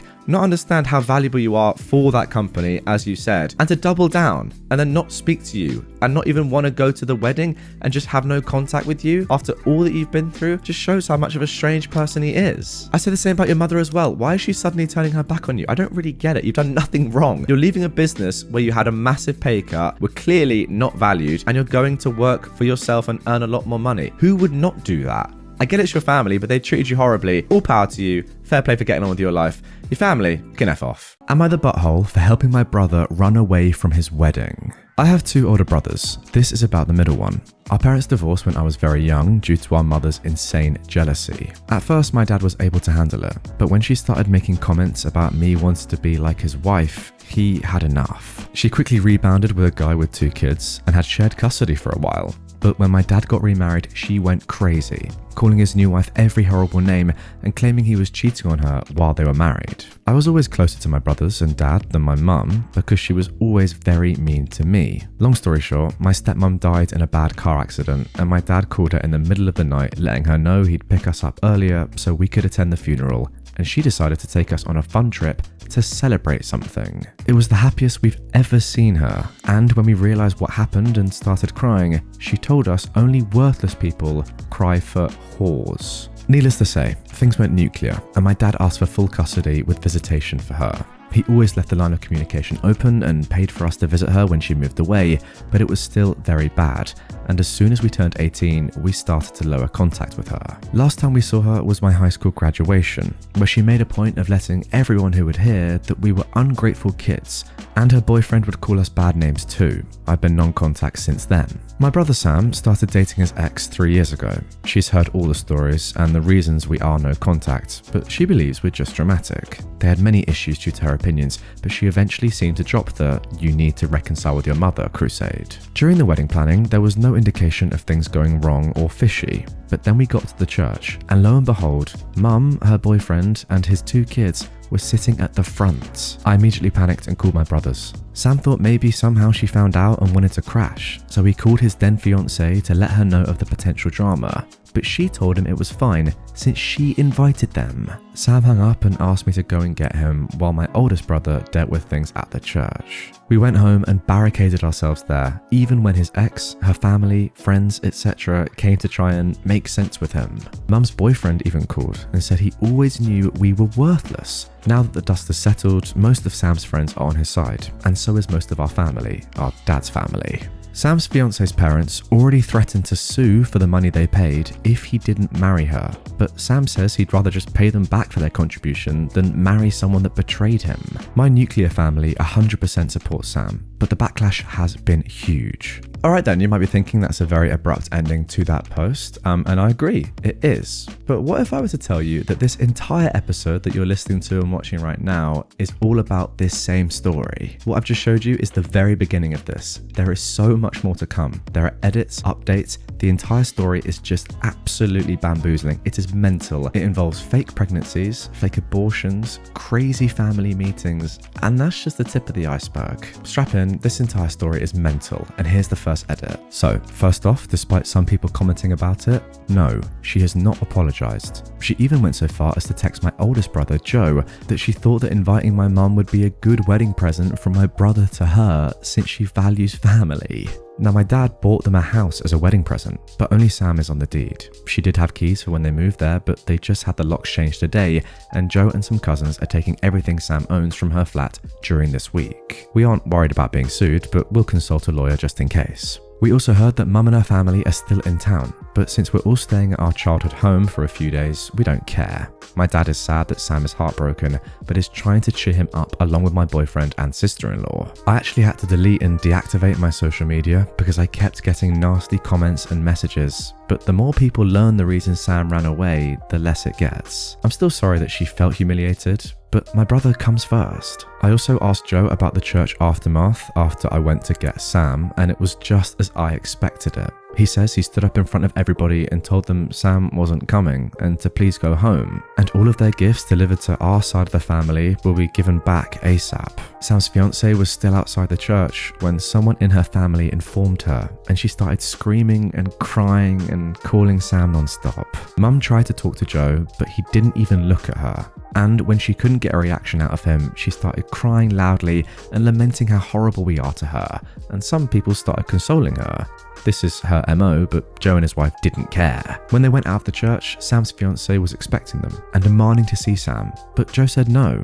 Then she demanded to know what to do with the party, and he said if she didn't want the venue, he would arrange for the food to be donated to the staff so it wouldn't go to waste. Everybody was screaming except Joe, because he didn't want to give Mum the satisfaction. Joe and his wife came home after stopping at the supermarket and some fast food joints, and we've been inside like we're kids again, plus 2 more members. We asked Sam if he wanted them to go, but he said he wanted them there. We'd all taken time off to spend family time after the wedding anyway, so it's not a problem at the moment. When his fiancée, now ex, came to the gates, we knew she was not going to use the venue, so my sister-in-law called them with Sam's info, told them to take the food, and also sent them some tips for their trouble. It seems that we will get back all the alcohol that my dad paid for, so we'll have a very drunk end of the year. A couple of people commented asking why our dad ever married our mum. And the answer is he really loved her and believed that she was the nicest person ever. It turns out she wasn't, but she knew that nobody, except I guess her nasty new husband, would marry her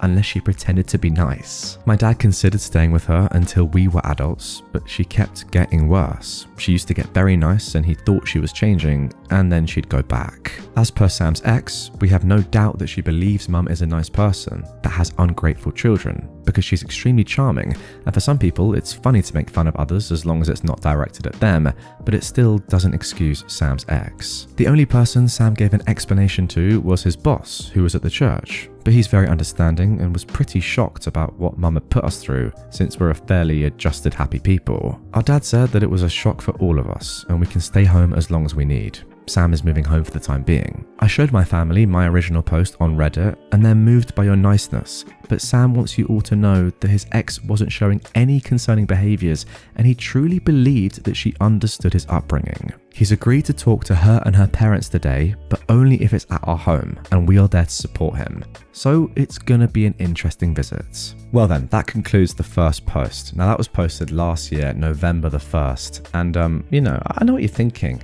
I want to know what happened in this meeting, and don't worry, just 1 day later on November the 2nd, OP posted the very first updates. I was wondering why Sam accepted the meeting after not even talking to her, but it turns out she sent videos and photos of all his things on the floor to his best friend Tom, and told him that Sam either talked to her or she would burn and destroy it all. Tom came to visit Sam, told him what happened, and they informed her they need access to the flat before anything happens. Tom, Joe, a couple of cousins, and my boyfriend went and took his clothes, electronics, and important paperwork. Sam said he didn't care about the rest, and even made a little joke about them being the fastest moving crew he knew. The meeting was, for lack of a better word, a ridiculous event. She came with her parents and sisters, tried to talk to Sam alone, but when he didn't allow it, she just started talking. Not once did she apologize. She said it's not her fault that we don't understand the value of a real family and we were raised to hate mothers. That her only intention was for Sam to learn the value of a mother because she was scared he would take her children away from her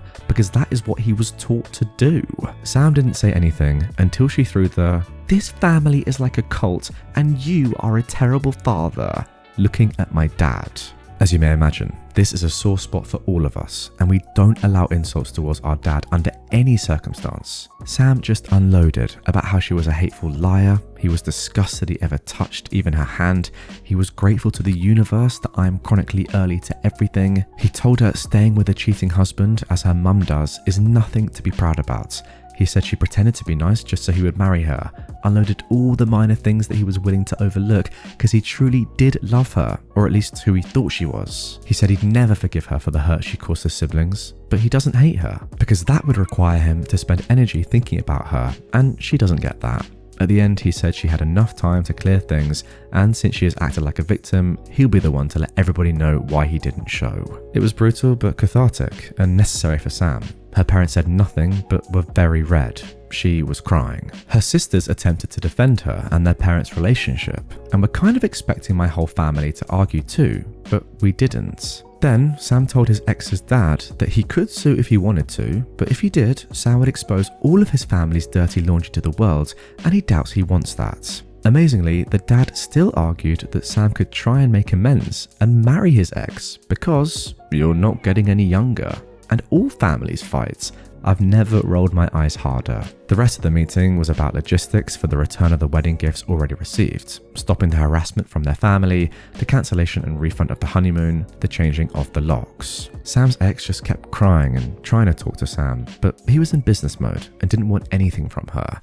He only replied to her directly when she said she was keeping her engagement ring with "Nobody asked for it." They left without issues. Sorry, I've got to interrupt. Sam is handling this so well, what a G. When the booze was delivered, Mum and her husband sneaked through the gate when we opened it. She said she just wanted to talk to her babies, and my dad asked her to leave. She kept screaming that he raised us wrong and we just embarrassed her with our behaviour. She couldn't believe we were such bad people and we should start making amends with her because clearly we lack maternal love. She got that right, and this was the pathetic result. At that point, Joe went out and told her to leave since the police were on their way. She took that as an opportunity to cry since it's the first time in about a decade that he's talked to her, and she tried to sweet talk him into going to grab dinner with her and her husband. But of course, Joe just told her to leave, and the only news he ever wanted to hear related to her was the one about her funeral so he could go and celebrate. Cue hysterical crying and screaming from the husband, demanding an apology and threatening to hit Joe.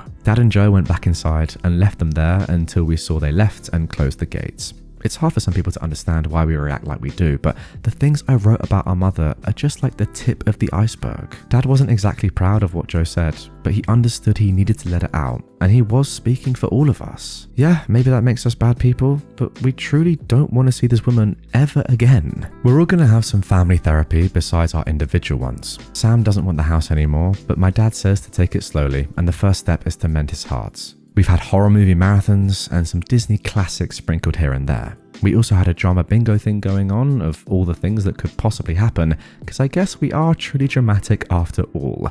We love each other and we're raised to treat people well, but we can be petty when pushed. I also feel better knowing she humiliated herself, and while I wouldn't wish to be left at the church to anybody, I would do it again because I love my brother more than I feel bad for her.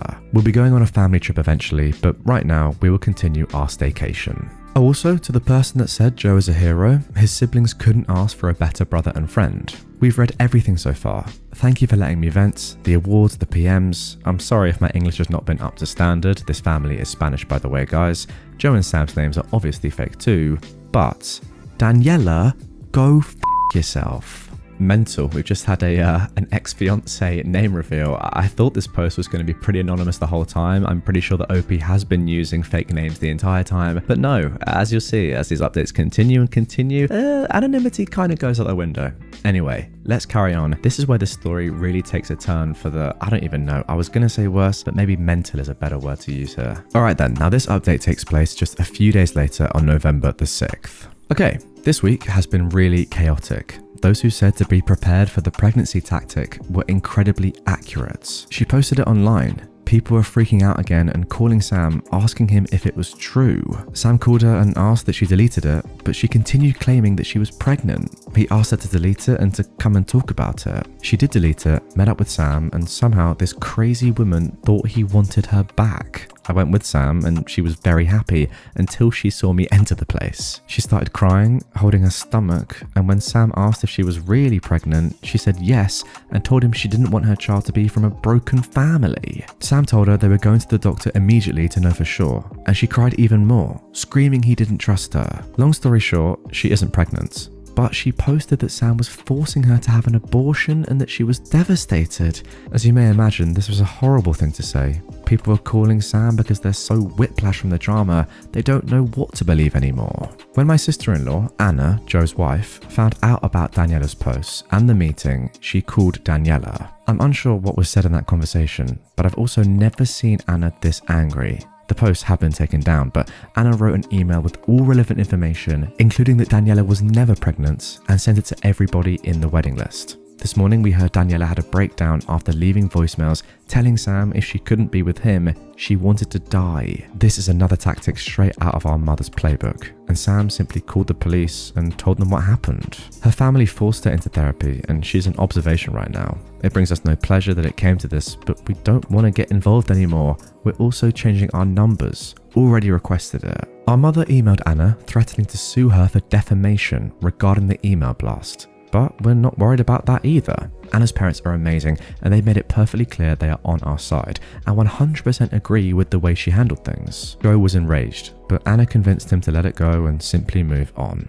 Mother's husband has been a peach as usual. Dad is considering a restraining order, but they're not great in our country. We did have a get together at home yesterday and it was a lot of fun. There was karaoke, dancing, nice food and drinks, games, and a bouncy house because why not? We love them. Most people avoided the topic of the wedding and the social media posts, but those who brought them up did tactfully. Dad had already given away a lot of the alcohol to his employees. They got to choose what they wanted and got a bottle each. He's also adding bottles into his Christmas baskets this year. We're going to spend the holidays together and traveling. I suggested to Sam about maybe repainting the house, but he just doesn't want to live there. He'll rent it. I made a joke about me simply eloping or not having a proper wedding to avoid drama, and Joe told me in no uncertain terms I get the biggest party ever if I choose to. So yeah, he's still the best. So that is the end of update 2. Now after that point, we didn't hear anything from OP for about a month and a half. So update 3 is coming on the 22nd of December 2021. Sam is doing well.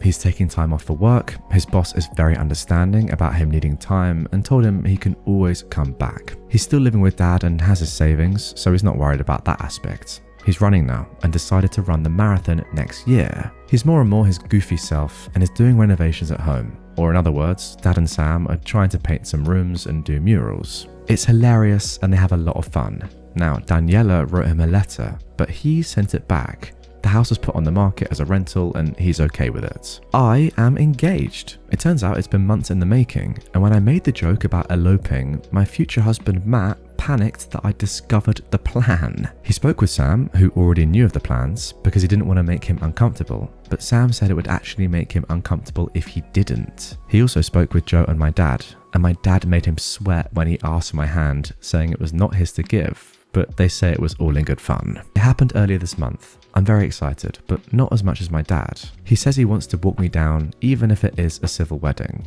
While my news is amazing, I believe the other big news is better. Joe and Anna have been on the adoption list for a while, and as of a couple of weeks ago, they have a baby. She is the most beautiful, sweet, best baby ever. The adoption is final, as it is usually in our country for newborn or almost newborn babies. We knew they wanted to adopt for a while, so when they told us about the baby being officially theirs, there was a lot of crying, but happy crying. Dad's in full grandpa mode, and even as bad as some things got this year, this is the best thing that happened to our family in years. Mum did learn about the baby and demanded an introduction. She's been served our version of an order of protection. She's never putting her eyes on her if we can help it. I guess that's the bad news. Due to the new COVID, we decided to stay home.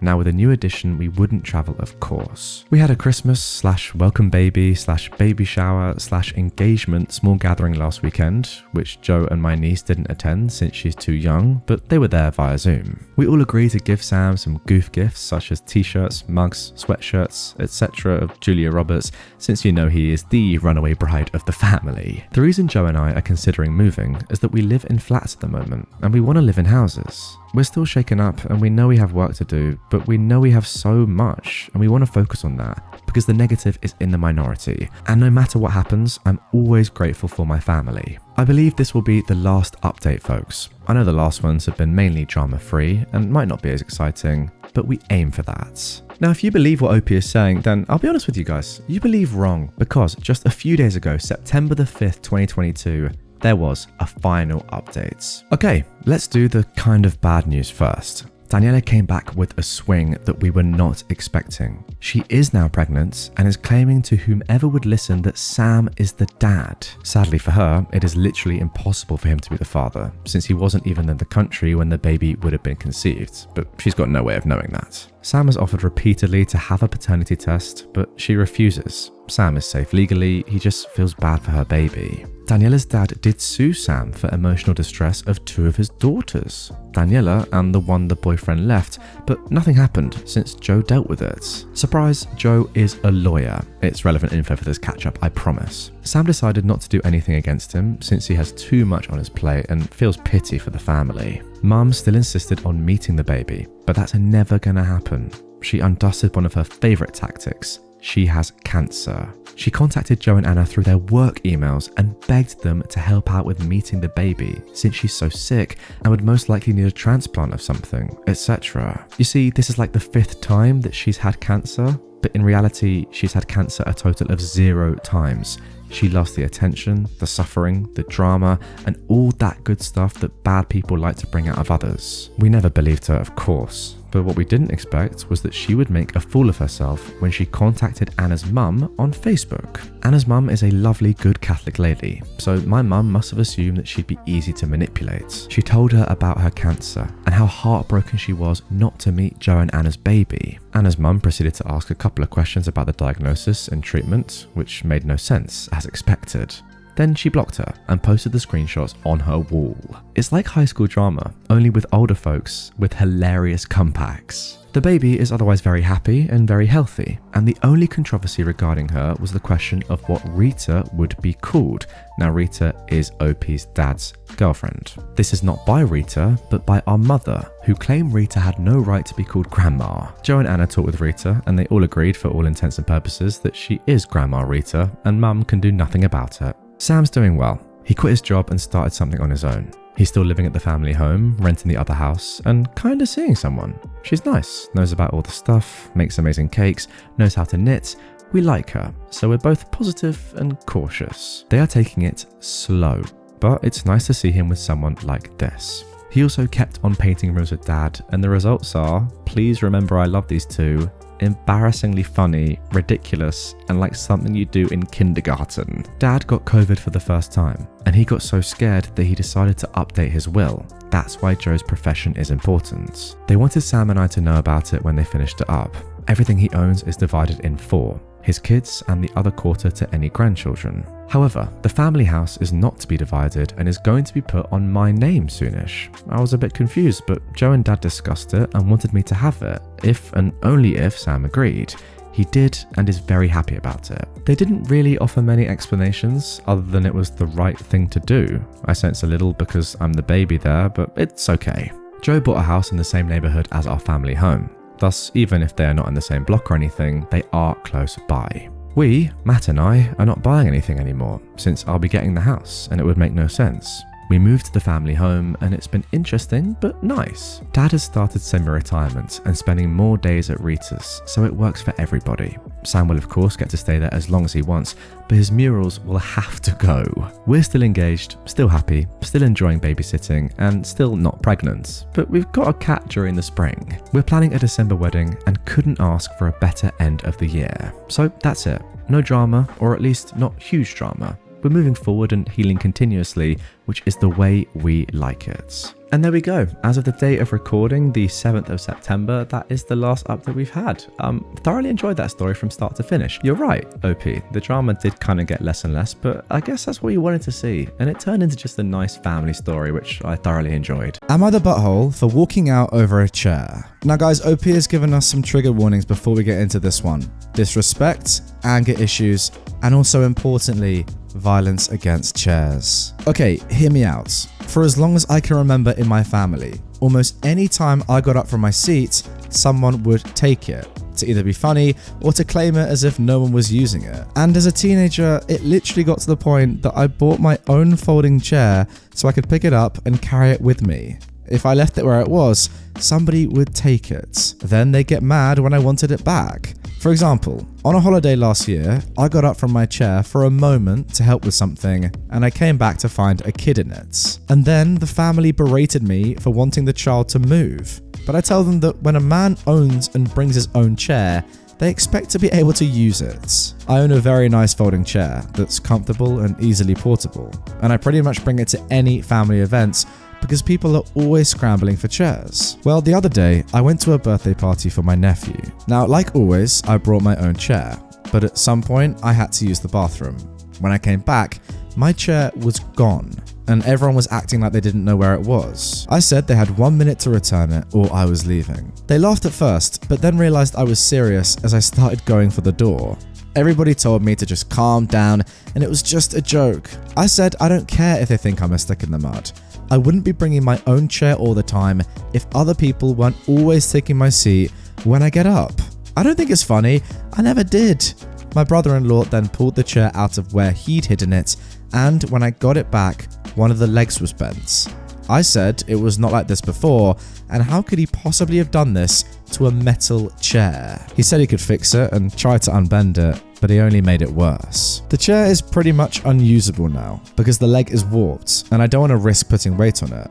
I told my brother-in-law he owes me $50 for the chair because that's what I paid for it new 2 years ago. He got mad and kept saying it was just a stupid chair. I said it was my stupid chair, and this wouldn't have happened if he wasn't so immature that he and everyone else had to mess with me for years about where I sit. Then I took my now messed up chair and walked out. My family has been blowing my phone up, saying that it's just a chair and to let it go, but I still want my brother to pay me back for it. So, am I the butthole? Okay guys, if you're watching on YouTube, pause the video right now, get down in the comments and let me know, do you think OP is in the wrong or the right here? If you're not, don't worry, because this story has an update. Last night, I sent a mass text out to my family that I would not be going to any family function, no matter how important it is, until they make this right, by promising not to screw with me anymore, and repay me for the chair. They've mostly gone quiet now, but I can wait. I've got all the time in the world for them to realize I'm serious. Okay, that was the update. And then, just a few days ago, a new post appeared from OP. This is incredible. The title of this is, I walked out over a chair and my family tore itself apart. Now this was actually posted to r/entitled people. I wasn't going to come back here again. To be honest, I'd completely forgotten I made this account. I only got back in because I'd written down the password and left it in my desk. I was listening to Reddit videos on YouTube a couple of weeks ago when I suddenly heard my old Am I the Butthole post. So, I thought I'd give an update. Well, things escalated a lot after I made that post because I linked it to my parents and other family members after a little while. They were furious with me at first. Some even mocked me, saying things like, "Oh, watch what you say or do around OP, he might just post about it on Reddit." But when they actually read the comments on my post that I'd made, they became mortified. To briefly summarize the comments, as you guys can probably imagine, they were all saying that OP was totally in the right and that his family were a bunch of losers. My brother-in-law did agree to pay for a new chair and gave me the money I asked for. I bought a better folding chair than my last one, and I resumed going to family functions. But whenever I was there was this air about some of the family members. They looked at me like I'd sucked all the fun out of the room. My parents had stopped thinking the chair thing was funny, and even scolded a kid for taking my seat when I got up to use the bathroom. The only problem is that this kid was my nephew, and he started crying when they made him get up. My brother-in-law came to the boy's rescue, and my nephew ended up blurting out that his daddy told him he could do it. When I was out of the bathroom, there was a big fight about it going on. Several family members, including my sister and brother-in-law, were all yelling that it was just a dang chair and I shouldn't be so butthurt about it. My parents demanded to know why they were so butthurt about not being allowed to screw with me anymore. Like, what was their motivation after doing it for so long? It made no sense and it wasn't funny anymore. and that's when I intervened. I told them that none of this would have ever happened if they hadn't been so intent on messing with me when there really was no point to it. And I only started bringing my own chair because I could never find a stable place to sit. And if they still thought they were in the right about the situation, then they were just bullies, plain and simple. And what kind of example is that to be setting for their son? My brother-in-law raged, grabbed my new chair, and hurled it through the living room bay window. There was a bit of a pause before he realised what he'd just done. Then he took off in his car and left my sister and nephew there. My parents got my sister to call him, and over the phone, they threatened to go to the police if he didn't pay for the damages.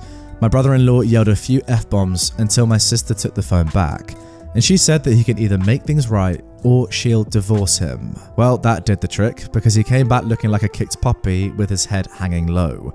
He apologised to me and my parents without even looking at us, said he'd pay for the new bay window, and he left again. My sister said he drank himself to sleep that night. My new chair was just fine. It took being hurled through a bay window like a champ. There was hardly a scratch on it. My brother hired a window company to come and replace the window, and they had to measure and order a new one before it could be installed. Until then, the window had to be covered with some plywood. It took some time, but they got the new bay window, and it's better than the old one.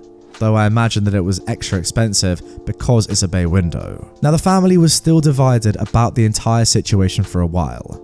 Mainly my brother-in-law's parents, my uncle, and a couple of cousins. They blamed me and called me obnoxious over insisting on bringing my own chair and refusing to let anyone else use it. So I compromised. I said that if I had a good designated seat that no one would try to take away, I'll leave my chair in my car. It took 2 more family barbecues before they finally agreed to this. Since then, I've left the chair in my car unless there really isn't enough seating. And that's only happened once. The problem is though, that even though they've stopped screwing with me, they were still screwing with each other until things went too far. They still like to take each other's seats, but I guess others were following my example because they also put their foot down and demanded it stop. It's been going on for decades and they've had enough. My brother-in-law stayed out of the fight entirely and hasn't caused any more trouble, but for several family functions, a number of people now didn't bother to show up. My mother was broken up about it because she loves hosting parties. It took months, but everything more or less normalized again.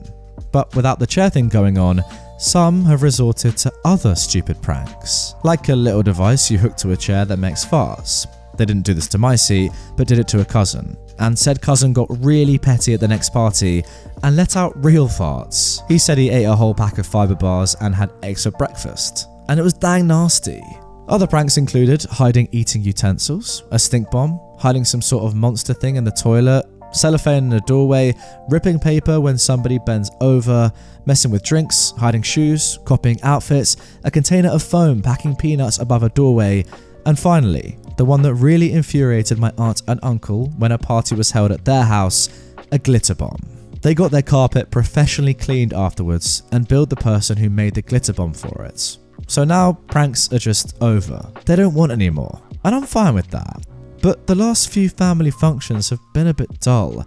I think people were so used to how things were that now they're trying to find other ways to amuse themselves that don't involve cell phones. Okay, and there we go. That is the end of that one. An interesting post, that is for sure. Now, I have to admit that OP is definitely not the butthole here, right? They're not in the wrong. Yeah, maybe it's a little bit, I don't know, weird to bring your own chair to family functions, but he's been pushed to these lengths, and I kind of understand it. Don't get me wrong, it's a bit odd to bring your own chair to someone else's house, but I kind of get it. I wouldn't do it myself, it is a bit weird, but I get it. The main thing, and maybe the sad thing, is that your family, OP, kind of sound like there's nothing going on without these pranks, which is sad. Were the pranks really the thing that was holding this entire family together?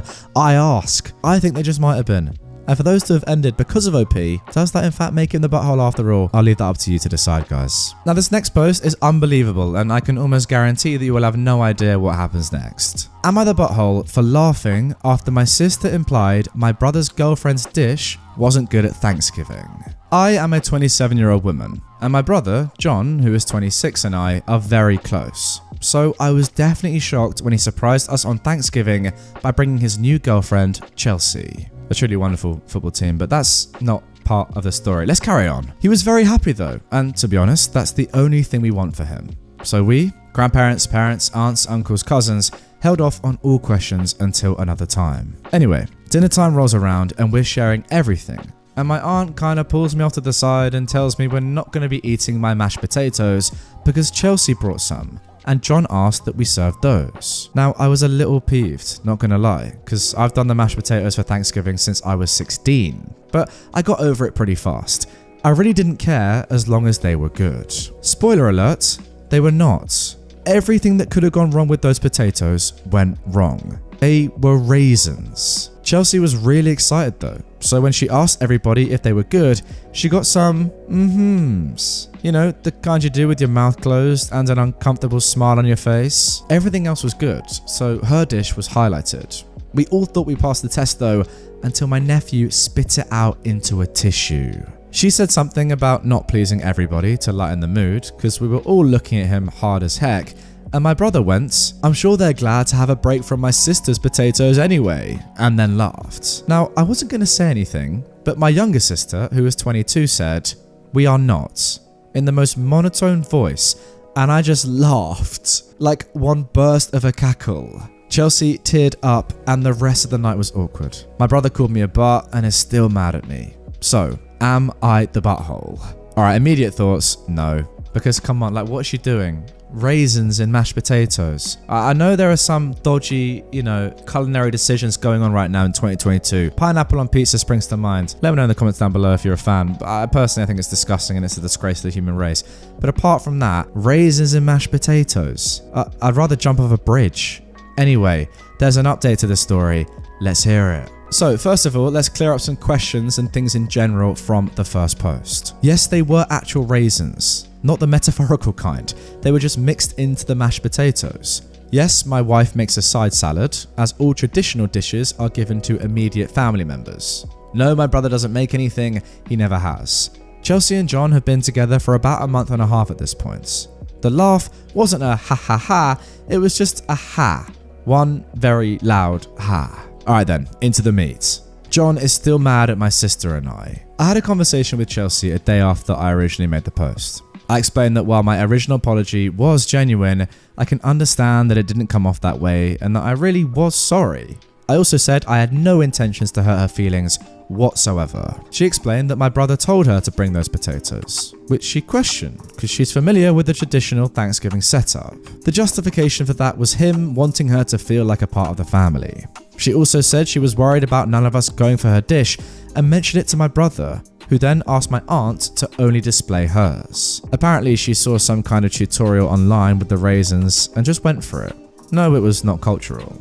She asked for some mash tips and she was going right with her technique. She just panicked when they burnt and then added water, which I'm assuming is what altered the taste. Then she added the raisins, which we both agreed could be left out of future potatoes. Overall, Chelsea and I are all good, and she will be coming to Christmas dinner. Okay, sounds like this one was sorted pretty decently. Again though, as I said before, I must reiterate, raisins and mashed potatoes, don't do it guys. If you're thinking about doing it, throw the raisins in the bin. Now I'm trying to work out in this story, who was more of a butthole? Chelsea or her boyfriend, your brother OP? I'm kind of leaning towards the feeling that John was in the wrong here. Why tell your new girlfriend to make the one dish that you know that your sister is gonna make and has made for the past, I don't know, how old are you again? 27? So what, for the past 11 years, your sister has made this one dish for Thanksgiving, yet you tell your new girlfriend to also make that same dish? Surely there's something else you could have done. Maybe even a side salad. Not potatoes with raisins. Come on. Anyway, guys, that is going to do it for 3 hours of the very best Am I the Jerk stories of the past few months. Really hope you enjoyed it. And if you did, let me know down below what your favorite post was of them all. If you want more stories like this right away, well, first of all, hit the subscribe button or follow me on whatever platform you're on so you don't miss when I post another huge compilation like this one. Also, links in the top of the description, pinned comment, and on screen right now to watch some more right away. And I'll see you all tomorrow with a brand new Reddit episode.